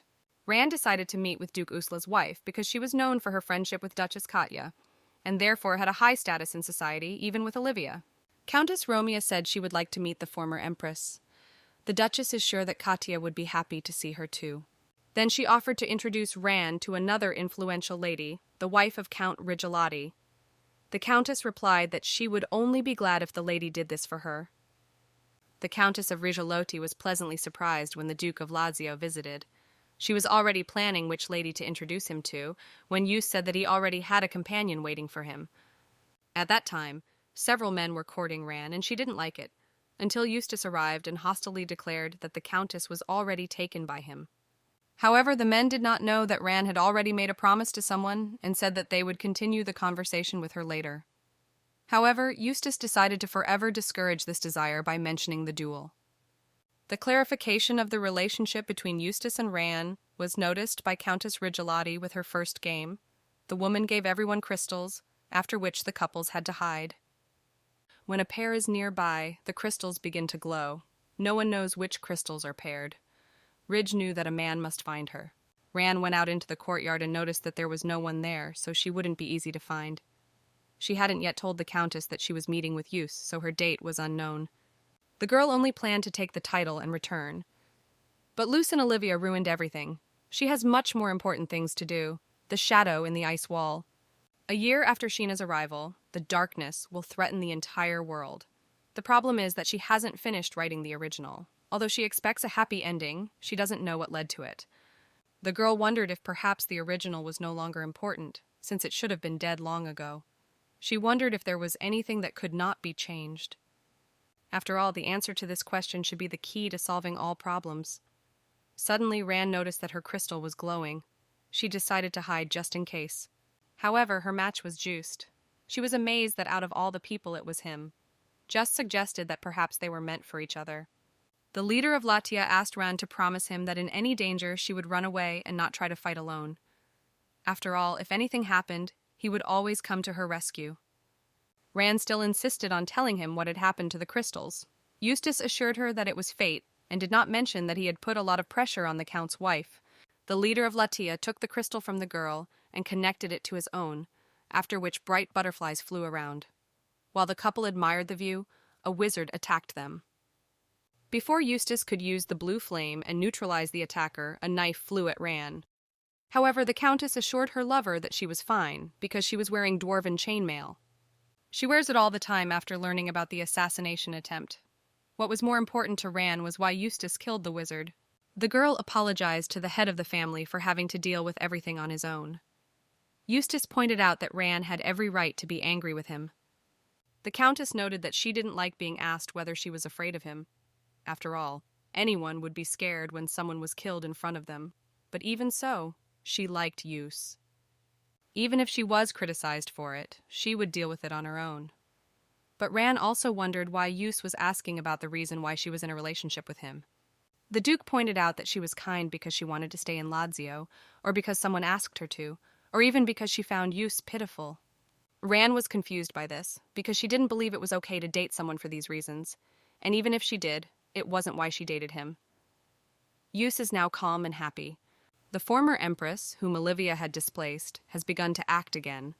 She has been in the palace long enough to have a strong influence, and so the coveted position of the newly made empress is slipping away. Olivia is sure that the reason for this is Ran, who annoys her a lot. After the Countess is attacked, Rumi does not leave her side, probably feeling guilty for not being there. In order to meet the former empress, Ran began hosting tea parties with a slightly different atmosphere than before. She invited both men and women. Even though Ran and Eustace announced their relationship, the courting glances towards her did not disappear. It was a good thing that the Duke gave her a fan, because with it she could easily ignore everyone. Even those who had treated Ran badly changed their opinion of her. Suddenly, the Countess announced that she wanted to remove Rumi from her guard post. After all, she doesn't like it when he's tied to her all day. It's not that he's missing something or that she wants to change something about him. Rumi assumed that she simply didn't need him anymore. He was saddened to realize that Ran had saved him, treated him as kindly as if he were a dog, and then as soon as he got in the way, had decided to throw him out. The dark thoughts that Rumia had been trying to hide his whole life suddenly burst out. He knew he wouldn't be a protector all the time. but he tried to be her protector, but despite that, he had no value. Ran noted that she didn't expect to hear such words. After all, she didn't mean anything bad, she just wanted Rumia's world to not be limited to her. She tried to convince the boy to try to find something on his own that he would protect, and that would mean going on living. Ran assured him that she would help him with this. In any case, the Countess is glad that Rumia was able to find the strength to speak out, although the boy noted that not everything he said was sincere. He admitted that he really liked Ran, so much so that he wanted to hug and kiss her. Then the Countess realized that she was the one who had unstitched him earlier. This left Ran so stumped that she couldn't think of anything else to say, except thank him for liking her, but someone else had settled in her heart. Rumia has accepted defeat, although it is difficult for him to accept it. He does not believe that he will find someone like Ran, but at least he has some hope. Eustace and the Shadow find a mercenary sent by the Emperor to kidnap Ran and possibly even kill her. The man confesses that another assassination attempt is being planned by a man named Sidra. After the information was revealed, the mercenary was killed and his house burned down. Green Arch Ran received more marriage proposals than when she was a duchess. Eustace wondered if the suitors would calm down if he challenged them to a duel. He also noticed that something had happened between Ran and Rumi. The boy agreed to give up guarding the Countess, as Ran assured him that it was taking up a lot of his time, which he could devote to training. Eustace said that he would also assign her a new maid. The Duke shared that the Emperor was involved in the assassination attempt, but now the danger is over as he has sent the guild back to the one who hired them. However, for Ran, the best solution would be to return to Lazio. Although Eustace is sure that it will be difficult for the girl to do this, because she has already become attached to social life. The Duke thought that once Ran became his lover, she would worry less and not take on so much work. A month after the Countess's return, a messenger arrived in Lazio with news of Luca's death. There must have been a stir in the capital, as he had recently become emperor and was already dead. Ran thought that as long as Olivia didn't have a child, Ravel's chances of becoming the next ruler increased. The new maid, Kiri, told the Countess to climb down from the window because it was blowing from there and she might get sick. Kiri is probably also from the Green Shadow, as it is visible to the naked eye. Ran asked the maid to teach her simple martial arts techniques. The girl wants to reach a level where she can protect herself. Kiri didn't expect the lady to have such stamina and that she would keep up with her from day one. Rumia began to change before his eyes. He was completely focused on his training. Therefore, many knights became friends with him, which increased his reputation. Eustace came to see Ran before he left. He was going to the settlement because a monster had appeared there and there were victims, and he planned to start the winter hunt early. Ran was sure that all these strange phenomena were happening because of the darkness. It was too late to run away, and she and Eustace were not going to do that. She wanted to find at least some clue. Ran decided to contact the Wizards Association for information. After that, she found the autobiography of Latia's ancestors, from which she learned that it was Ibria who created the Celestial Estate. The darkness was named Del Panto, Ibria's lover. Her husband betrayed her, so she sealed him in the wall. The girl could not learn more about Del Panto and the Crown of Life. She needs a person, or rather a spirit, who has lived here for thousands of years and can clarify the situation. Eustace noted that there is no way to get rid of the darkness. Even Ibria has not been able to do so. The spirit stated that she could try to destroy Del Panto, but only if Ran agreed that she would take all of Lacia's head's life force. Eustace didn't say anything specific, but only showed a real-time shot of Eustace fighting a monster. The sound of this monster instilled a lot of terror in Ran. She begged for Just and Rumi to return alive. Rumi said that he felt as if the monsters were luring them to a specific place. The Duke spotted a cockatrice, a monster from legend, heading towards them. Eustace warned them not to look the monster in the eye, or they would turn to stone. However, the cockatrice pours poison from its mouth. Although the Duke only set fire to its eyes with the flame, he is already quite tired. It seemed that the knights had defeated the monster and were about to end the hunt when Cockatrice struck with his last breath. Eustace assured him that everything was fine, because his armor had absorbed the blow. Ran asked the knights what had happened on the hunt, as Eustace had immediately gone to wash up. Rumia noted that the head of the family had been injured in the fight with the monster, probably a broken rib. The Countess was already waiting in her lover's room, determined to help him recover. Eustace did indeed have a huge bruise, which Ran had anointed with the ointment she had received from Haresh. When the monster said, "Latia," Eustace immediately remembered Ran. After all, she is his only value. He knows for sure that Ran is his beloved, but he wanted her to belong only to him. Eustace proposed to the girl to get married. At first, Ran wanted to refuse, but her feelings for him changed greatly. Moments with him brought her only joy. So now she wants them to be together forever. Before, Eustace's cold and stern eyes scared her, but now she is not afraid. Ran proposed the wedding next spring if his feelings for her did not change. Eustace stated that he was in big trouble because he wanted to eat Ran, after which they kissed passionately. The monster hit Eustace with its tail despite his head being severed, but if it weren't for his chainmail, which took all the impact, he wouldn't be sitting here. Ran also shared with her lover the information that Eustace had told her. She wanted to check if there was a crown of life somewhere in the estate. A few days later, she was convinced that it was just a decoration. Soon the day will come when Sheena will come. Ran has a feeling that after so long, it is time for the original to begin. In the story, the girl has experienced a lot of difficulties. She wandered through the snowy mountains and was chased by a monster, and then she was saved by a knight of the blue flame. But even after that, her life did not improve. After arriving in Latia, Sheena was initially ignored and despised, and after all this suffering, the girl did not give up. Eventually, she found a mine and earned the respect of Latia and Eustace.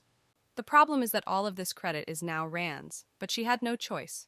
She changed the original so much that she can't imagine what will happen next. But the girl is really afraid of it. The man she loves and the person he was originally supposed to love. Ran is sure she is taking Shin's place. Rumi heard the Countess talking about people destined by fate. He doubted that Ran thought Eustace was such a person. Then suddenly, the girl heard a strange sound and missed that it was Sheena.